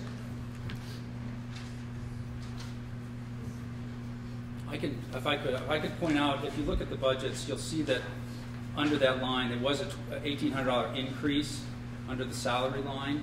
The reason for that increase was because the note taker at the meetings, we contract with Allison Hescock, and the money that was in 2 lines below that, the contracted services line, was moved up into the salary line just because the CSU wanted to do that. So I think by state law they had to. So she's getting so paid yeah, out so of she's that. getting paid out of a different line. If someone sees a large increase on that line, that's what that increase is from. Any other questions or comments on article number 6? If not, all those in favor of article number 6, please say aye. Aye. And opposed, no. And it's carried. Article 7 is to set a time and date for the annual school district meeting for 2016. And I believe that would be the first Tuesday in March, and it will be immediately upon the opening of town meeting next year, first. Anyone want to make that a motion? Sure. Yeah, it's been moved, and a second? It's been moved and seconded that the annual school meeting be on the first Tuesday in March of 2016, and will commence as soon as we open the town meeting. Any discussion? All those in favor, please say aye. Aye. And opposed, no. And it's carried. There. Article number 8 is to transact any other business that may legally come before this meeting. Now is the time to ask any questions or for you people to divulge anything. Yes. Go ahead. So let me briefly discuss our discussions we've had with the Townsend School about potentially merging the two schools. We've been talking with Oliver Olson. Obviously, he was here earlier talking about the task force that he was on, with looking at different funding options and different ways we could fund the schools moving forward. He's been a great help to us up in Montpelier, trying to get this passed through. We made the decision as both school boards, to, instead of walking away from it when it wasn't working out, when the red didn't work out, to look at the two school boards, potentially merging, building a new school. Those are all very preliminary discussions, so we don't know where that school would be or how that governance would look. Right now, the state of Vermont is not offering any sort of incentive to school boards looking to merge. And that's really one of our sticking points, is that if we are going to go and build a new school and combine the schools, we want the state to give us funds to do that. And right now, there's nothing on the books to do that. That's where we went to Oliver, and he's trying to get something and move something forward at the state level. That being said, we've decided to move forward nonetheless, so that we'd be one of the earlier adopters if there were something that the state were to offer.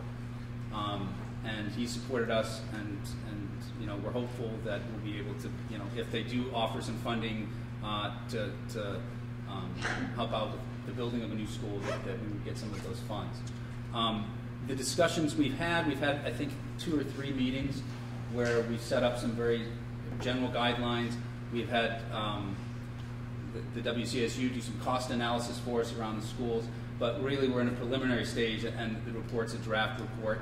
We will be providing that to you when we get more solid numbers and when we have more solid information for you. Now, is there still building money at the state? In other words, there's always been... there's not. That's it. There's no building money whatsoever. That's correct. And that's why if we were to build a new school, then we'd have to put a bond out and pay for the entire bond. So we want to... Used to be, what, 30%? 30, 50%. I think at one point it was 50%. So at the same time, obviously Governor Shumlin has put out his directive to consolidate the schools. So at a state level, they're looking at that, and the bill that Oliver was talking about is looking at either consolidating schools, consolidating districts, especially around these small schools.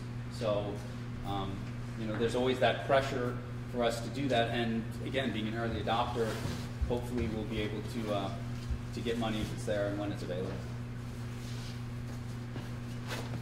Any other questions for the school board? Yes. What would that 10 hours a week for the 3-year-olds look like? The 10 hours a week, so it was a situation where the district will pay for a 3-year-old to go to a school for up to 10 hours a week. It doesn't necessarily have to be in Jamaica. It can be out, and they'll reimburse on that. I spoke with Laura Hazard prior to the meeting. She said, you know, there was an about $19,000 budget line added here. She has told me that most of that will be reimbursed by the state. So that's something that we added in, but we'll get some reimbursement from the state. But basically, yeah, you contact her, and she could give you the specifics on what would happen. But it doesn't necessarily have to be in Jamaica. It can be you can go to other schools outside of the town. Any other comments or questions for the school board?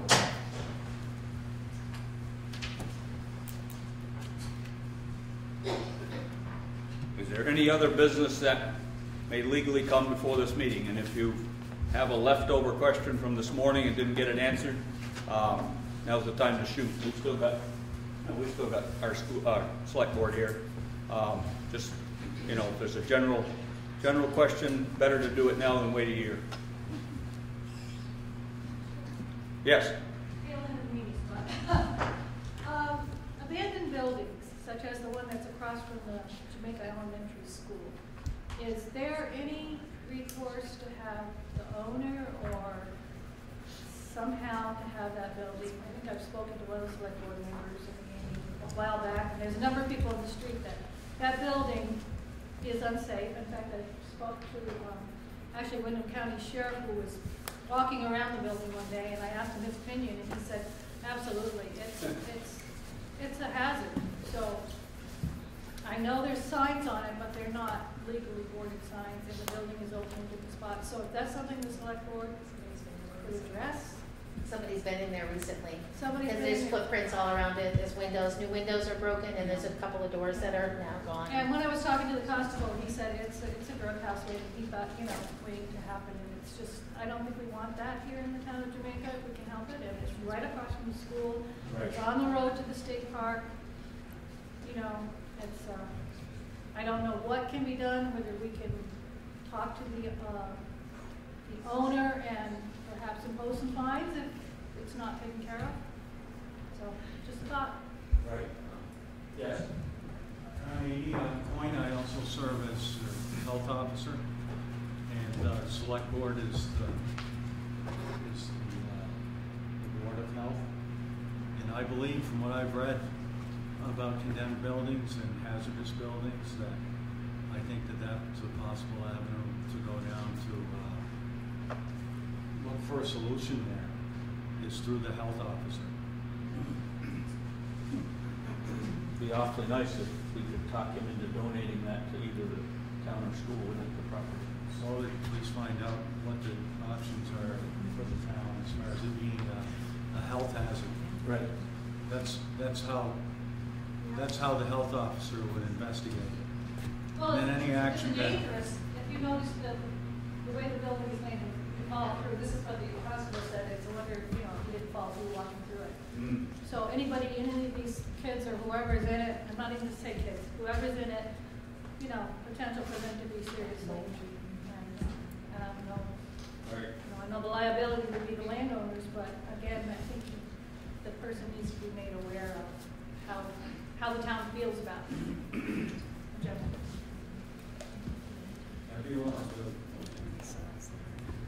Good. Any other comments or questions? Yes, Erica. Oliver brought up something when he was here about that there's several schools and several communities in the area that have school choice as to, depending on either from K to 12 or 9 to 12. I looked on page 39, and there's a little graph that shows the towns in the area that have that sort of choice. And I wondered how is it determined what towns get that choice? Does our town have the choice to select? No. Because he said when he was up here speaking that it was up to the towns to make that decision. And it's really more of a question to whoever knows the answer. I'd be interested in hearing it. I don't know the answer to that question, but I can find out and contact you. What I understand is that we are part of the WCSU, the Supervisory Union. Leland and Gray is our serving high school, so our kids go there. Winhall, Stratton, they don't have their own elementary school or their own high school. I'm not sure how where the lines are, but for us to have choice as far as Jamaica for 7th to 12th grade, the other 5 towns in our supervisory union would have to vote to let us leave. Okay, if we can find out that for sure. That is for sure. That is for sure. Because Wardsboro is one of the towns that they're actually. So it's all part of the union that makes the decision, not the town? The town don't join the union, and that's why we have Lynn Gray's our designated high school. Wardsboro chose not to, so that's why they tuition students to Gray. Okay, so I imagine that at some point that comes to another discussion in the future because it was a decision made at one point. I just would love to hear, I'll touch base with you and give you my email address. Okay. Basically what Heather's saying is true. We would as a town have to go before the WCSU board and petition to get out of the WCSU as one of the members of that. Then all of the other towns that are members, the other 5 towns, Newfane, Brookline, Townsend, and Wyndham, would have to agree to, Wyndham for the high school, would have to agree to us leaving and getting that school choice. And then at that point, we'd have school choice. Take our share up front of any debts that they owe. Right. Okay, But so there's it's a big, something to look into. there is a big difference between WCSU and Leland and Gray. Leland and Gray is 5 towns, and WCSU is 11. 11 towns. Something like that. So it's, but he, I'm sorry. you know, like you say, we can't just get out of the Leland and Gray thing unless there's a process, but it would take probably a couple of years and a vote by the union. Yeah. A vote that would be a difficult vote, a challenging vote to get on. Okay, but it would take some interest on the public level to make it started. Right. Yeah. Thank you. Any other comments or questions?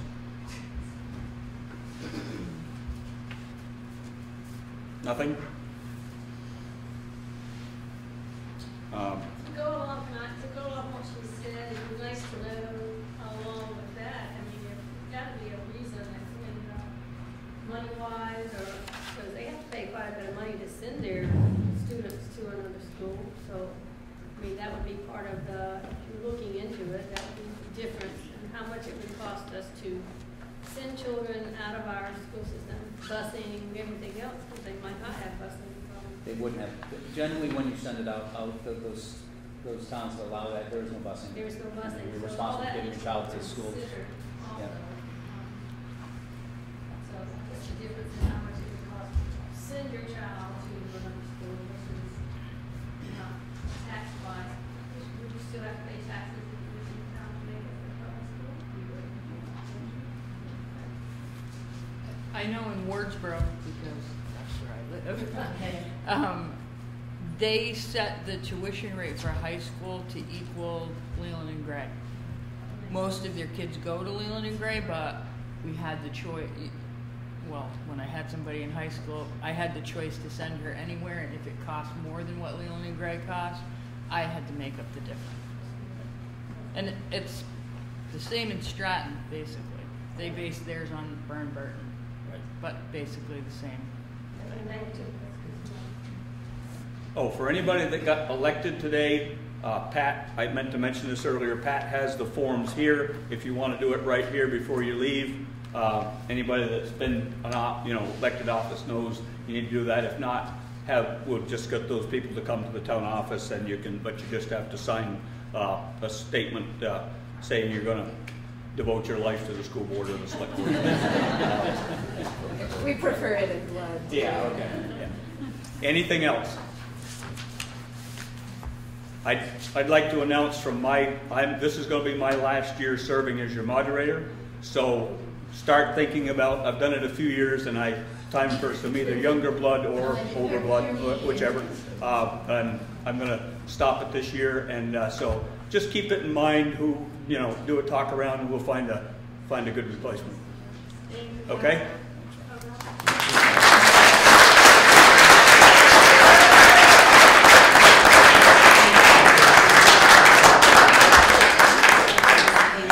It's been an honor, because when I look around at some of Townsend's town meetings or some others, you're a pretty uncontentious bunch of people compared to what I've seen, and I appreciate that. We could give some contention into next year if you'd like to go out on a... Well, I thought I would get in the audience and be the contentious next year. Thank you. Are you ready for adjournment? All those in favor of adjourning, please say aye. Aye. And opposed, no. And it's carried. Thank you very much.